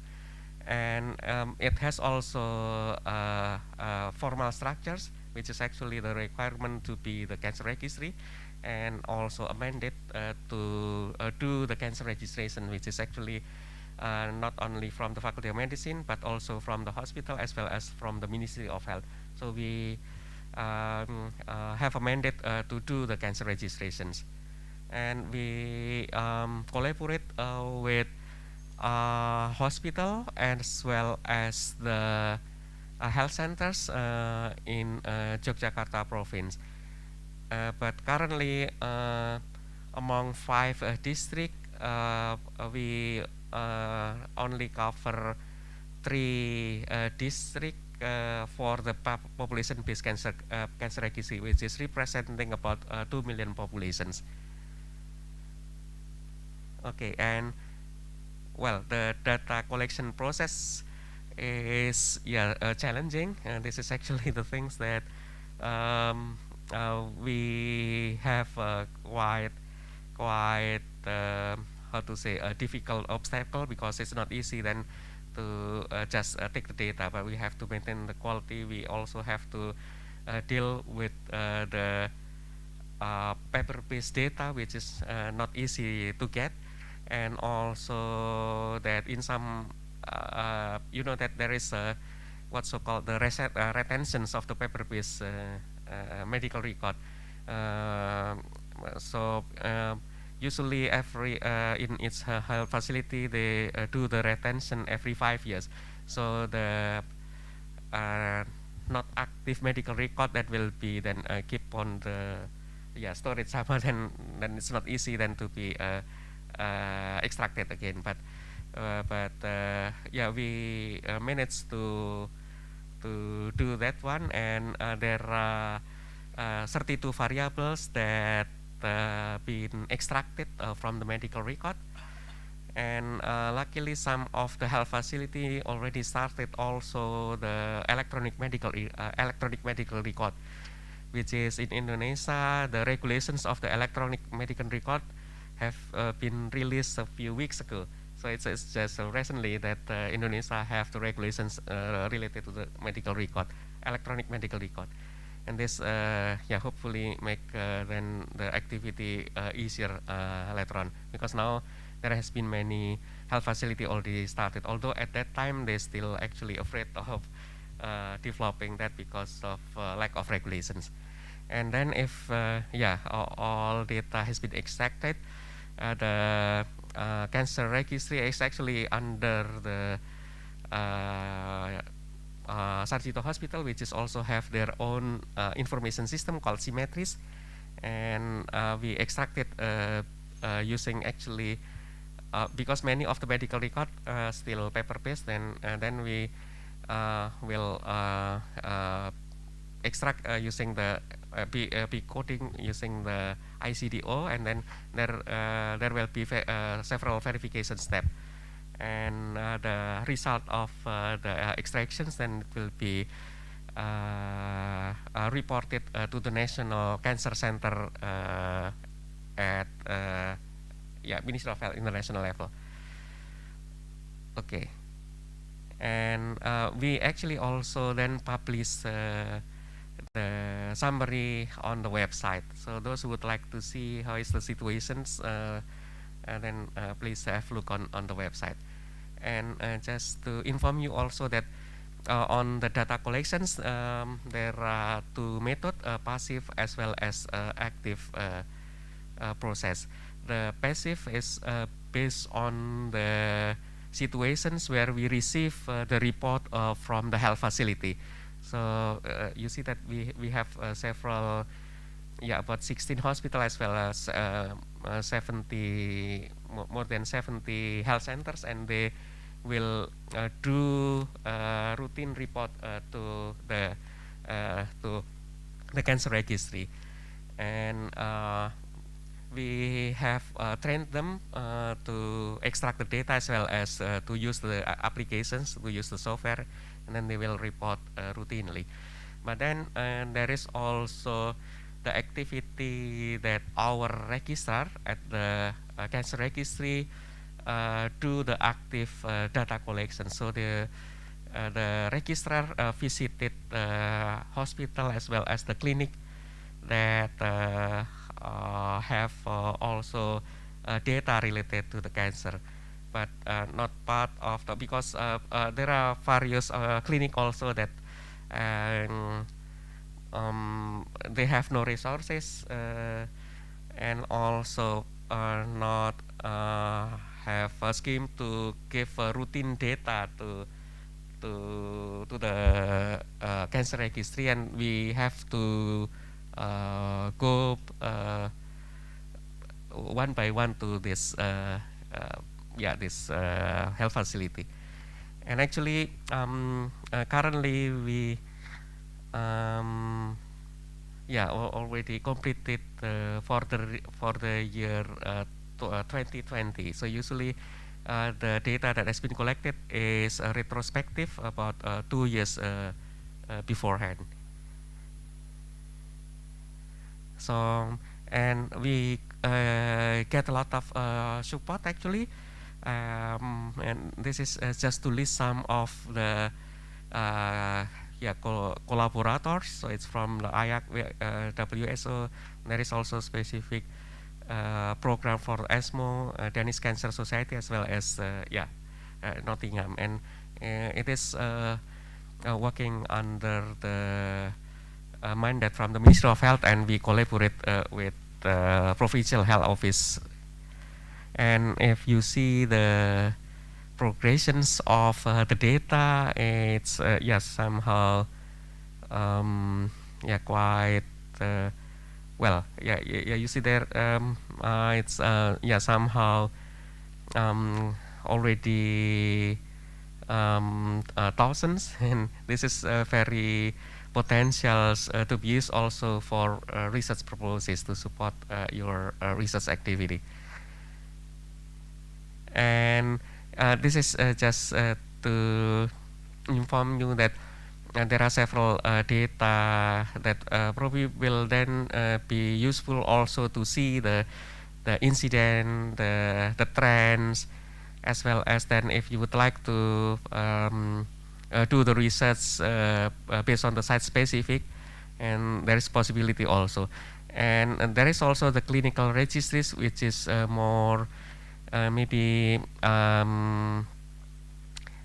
detail, because what is available in cancer registry is extracted from only 32 variable. But if you would like to go into detail, then it might be possible also to get the informations from the cancer registry, and then you can go further and link with the clinical registry in various departments under the hospital.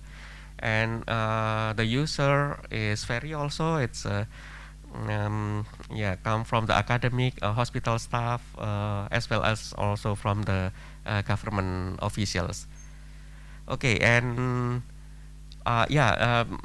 with this cancer registry and also the activity that so far being performed, we actually also feels that we need also to improve the data quality, and there is also a spirit that yeah, the data quality will improve if you use the data, and this is actually what is the cancer registry do. So we always also try to improve the quality, and also link with other potential data sources. Just for example, in our center we have a biobank, we have a health demographic and surveillance system, which is covering about almost 20,000 individuals that currently already on the 8 years, and we that this SDSS, and they actually do the population longitudinal survey, and there is also possibility to link with this, and I think it will be a great advantage as well. And of course that we support the research, and there are probably various aspects that can be done, of course related to the clinical management, clinical activity, but there is also possibility to use the data for epidemiological study and also for management. And of course that currently the data is used to support the policy either at the local as well as the national level. Okay, so I think that's all, and okay, yeah, and looking forward for the discussion then. Thank you. Thank you very much for the insight, and I think it's a lecture, Doctor. It's a lecture for us, for me especially. Okay, now we know that we are having a cancer registry that very helpful, yeah, either for research and healthcare purposes. So I think it could be the trigger for other center to develop a registry as well. Although I heard that so much obstacles, yeah, so much barriers to conduct this registry. Okay, now time for discussion. I think we have about few questions for those speakers, for two speakers. Okay, the first, yes.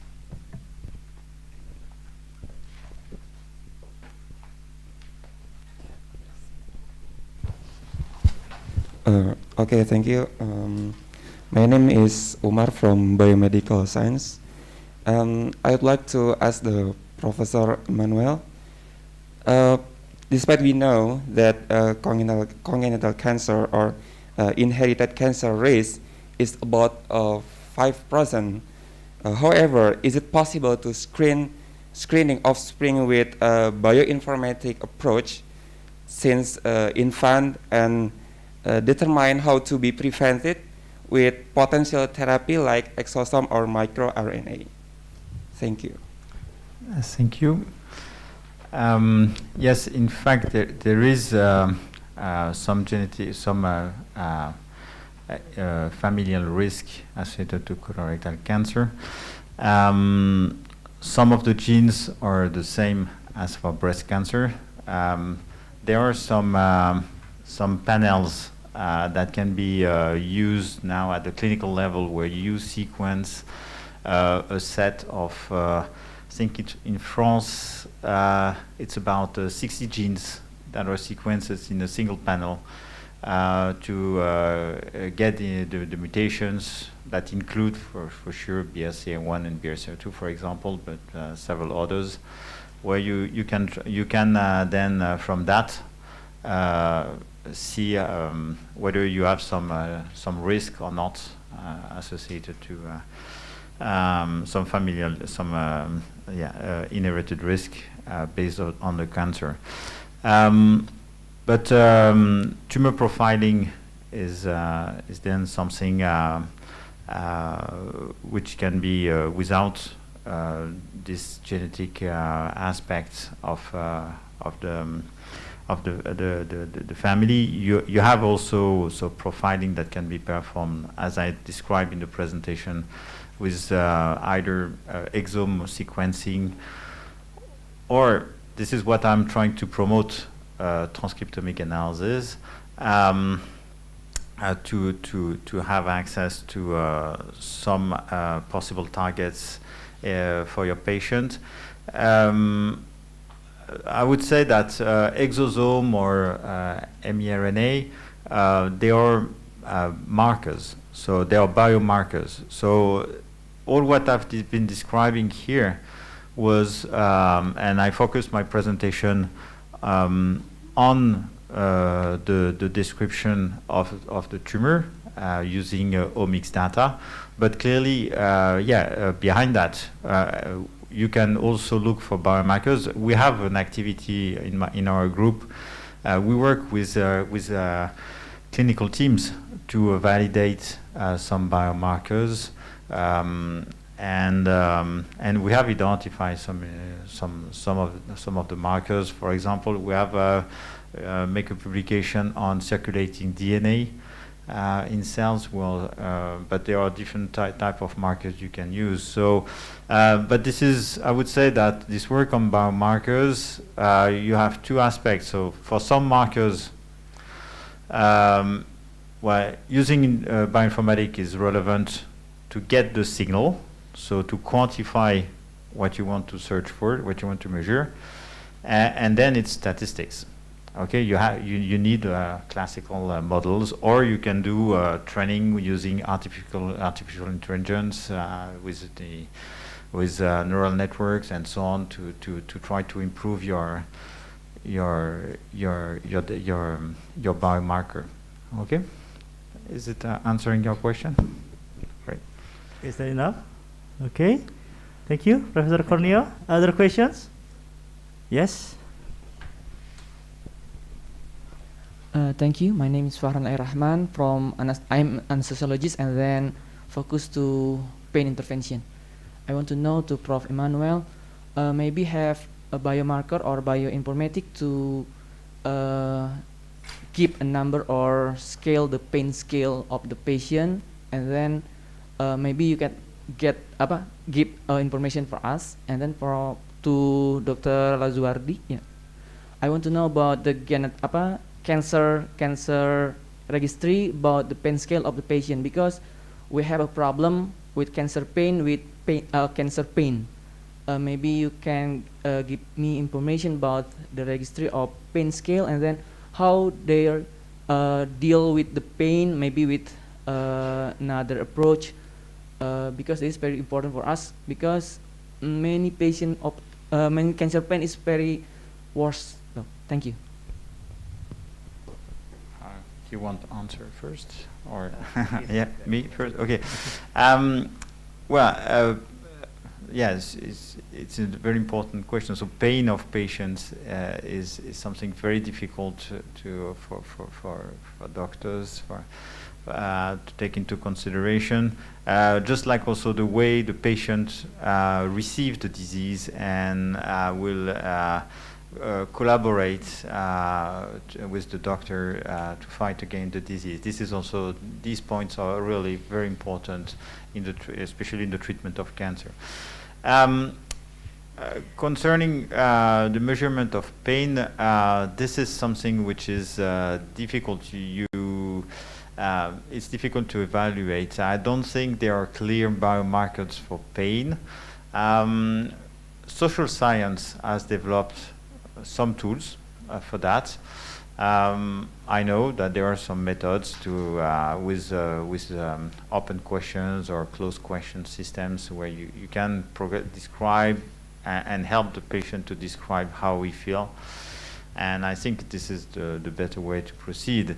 What could be interesting later is when you have these sociological markers with good quantification, it could be interesting then to try to go back to some other quantitative data that we can collect on patients and see whether you can see some correlation. This is often the way we start some studies on specific markers that could be helpful on this point. Okay, next question for Dr. Lukman. Yeah, Yeah, thank you for the questions. Well, unfortunately, the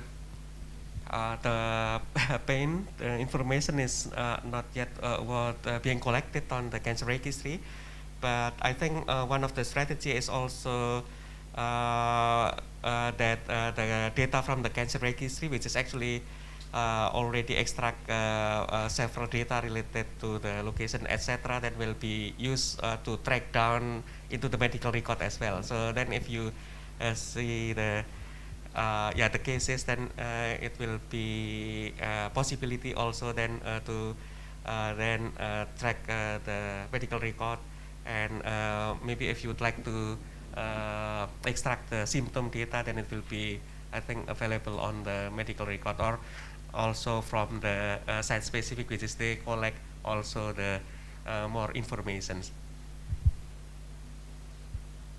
Yeah, I think that's all. Thank you. Okay, so that's all the questions. Okay, maybe just one. Okay, Prof. Thank you very much, Professor Kunyo and also Dr. Lutfan. I think first, maybe from Dr. Lutfan part, it's really great that actually we already have such kind of data, but I haven't seen yet the molecular data put in the form. This is the first, and then the second one is about big data management. Maybe how we can proceed further, as you mentioned, but actually at the level of research, we have done kind of next generation sequencing data, as well as transcriptomic data done here at Gadjah Mada. But how then we can proceed further to put in the big data together in the data where Dr. Lutfan already prepare right now. Yeah, thank you. Please answer about the genetic data. Yeah, it is not yet on our cancer registry, Professor Rika. But I think the idea is also that the cancer data from the cancer registry may have possibility also to be linked with other data sources. But of course, then it will be then related to the ethic, legal, and social implications, which is now currently being studied as well. Just for example, there is possibility also to link this hospital-based data with the population-based, and also even with other purpose, also other data sources like biobank. And I think this is just to show you that technically it is feasible to link with others, which is probably then will have more data for specific cases. But then the questions will be related to the ethical, legal, as well as social implications, which is currently being studied in our center as well. Yeah. Should it be given from the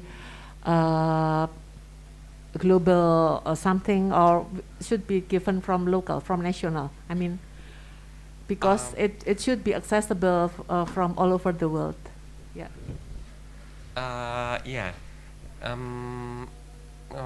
It depends on the case then, because like the idea of this survey is also that the data then will be optimally used.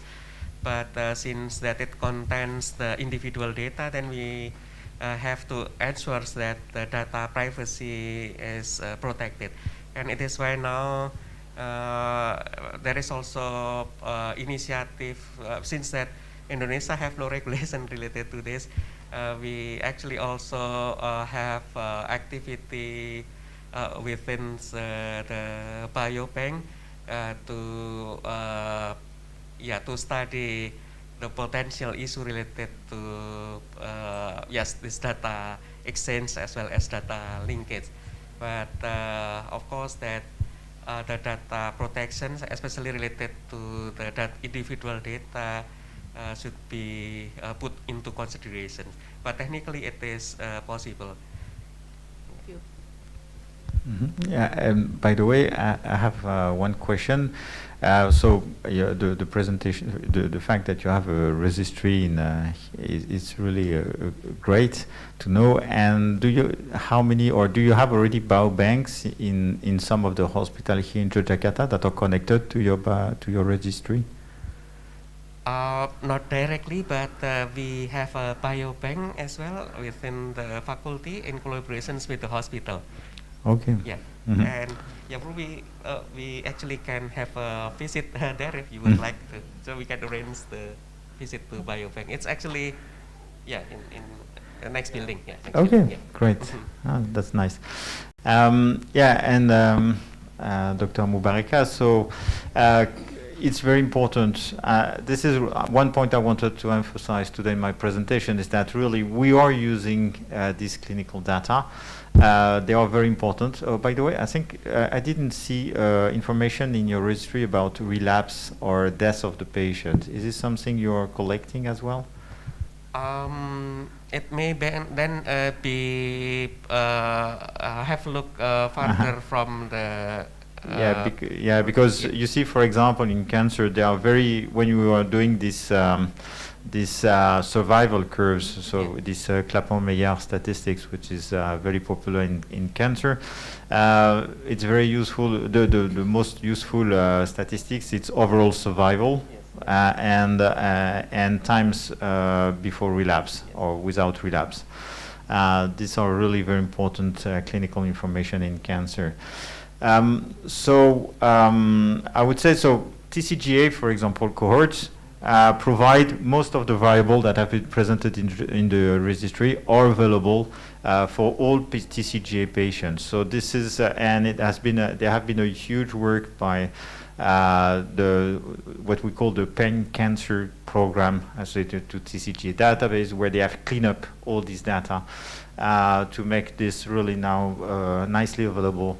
And we can use this clinical information in all our analysis. But it's and this is very important that these data are made available and open. The question concerning the access for transcriptomic and genetic information is something. Yes, often people's medical system consider that this is a level of privacy. This is one limitation of the Tcga database. You need special authorization to have access to the raw data, what they call level 1. And I must say that we have asked several times for this data, and the problem is that you have to describe what you want to do. And in terms of scientific competition, this is not very fair. So something where you think you will protect the patients now is becoming something unfair, because in fact, if you are not in the small, in the people around this manager of the Tcga project, in fact you don't have access, or with huge difficulty, to this transcriptomic data. But fortunately, more and more institutes are releasing this transcriptomic data in public databases. So we have data sets that we can fund to, especially when now we have artificial intelligence and we need large set of information. So we need to have to train our software. So we need this data, and I think, to my experience, it's not possible to go to patients based on genetic and from omics data. It's very difficult. So I think it's even something that now should be reconsidered, and I think it should be possible to release this publicly, this genetic data, because they are really very useful for research.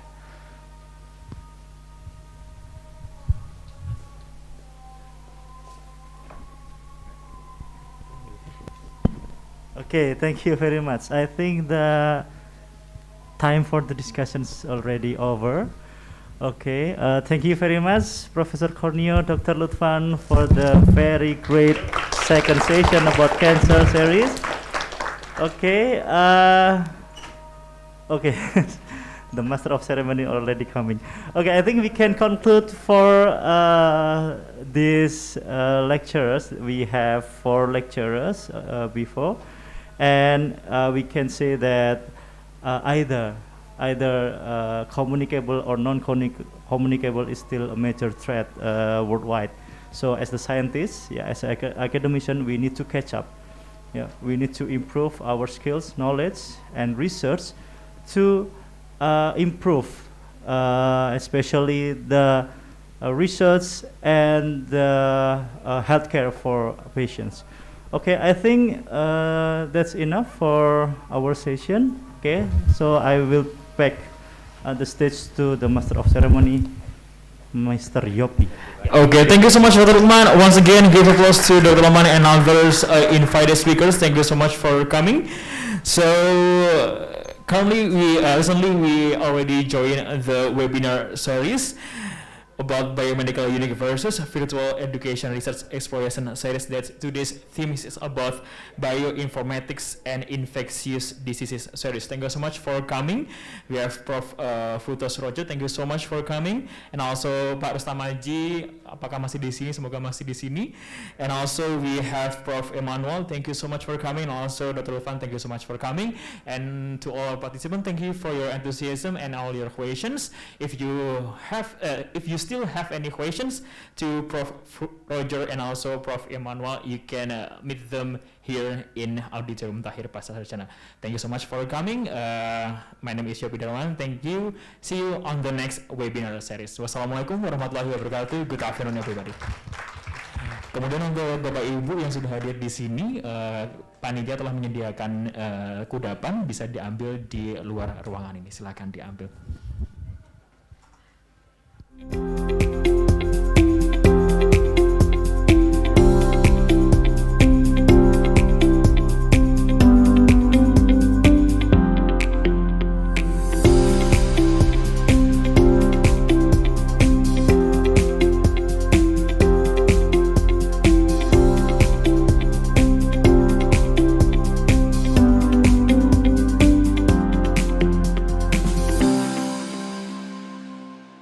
Mas Roy bisa dipelangkan dikit, Mas?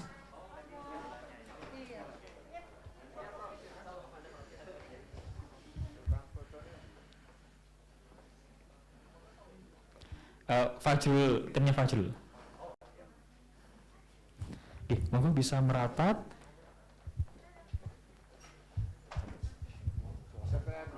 Pak Arfi. Di sebelah Prof. Enam. Sini, oh sudah. Oh, betul.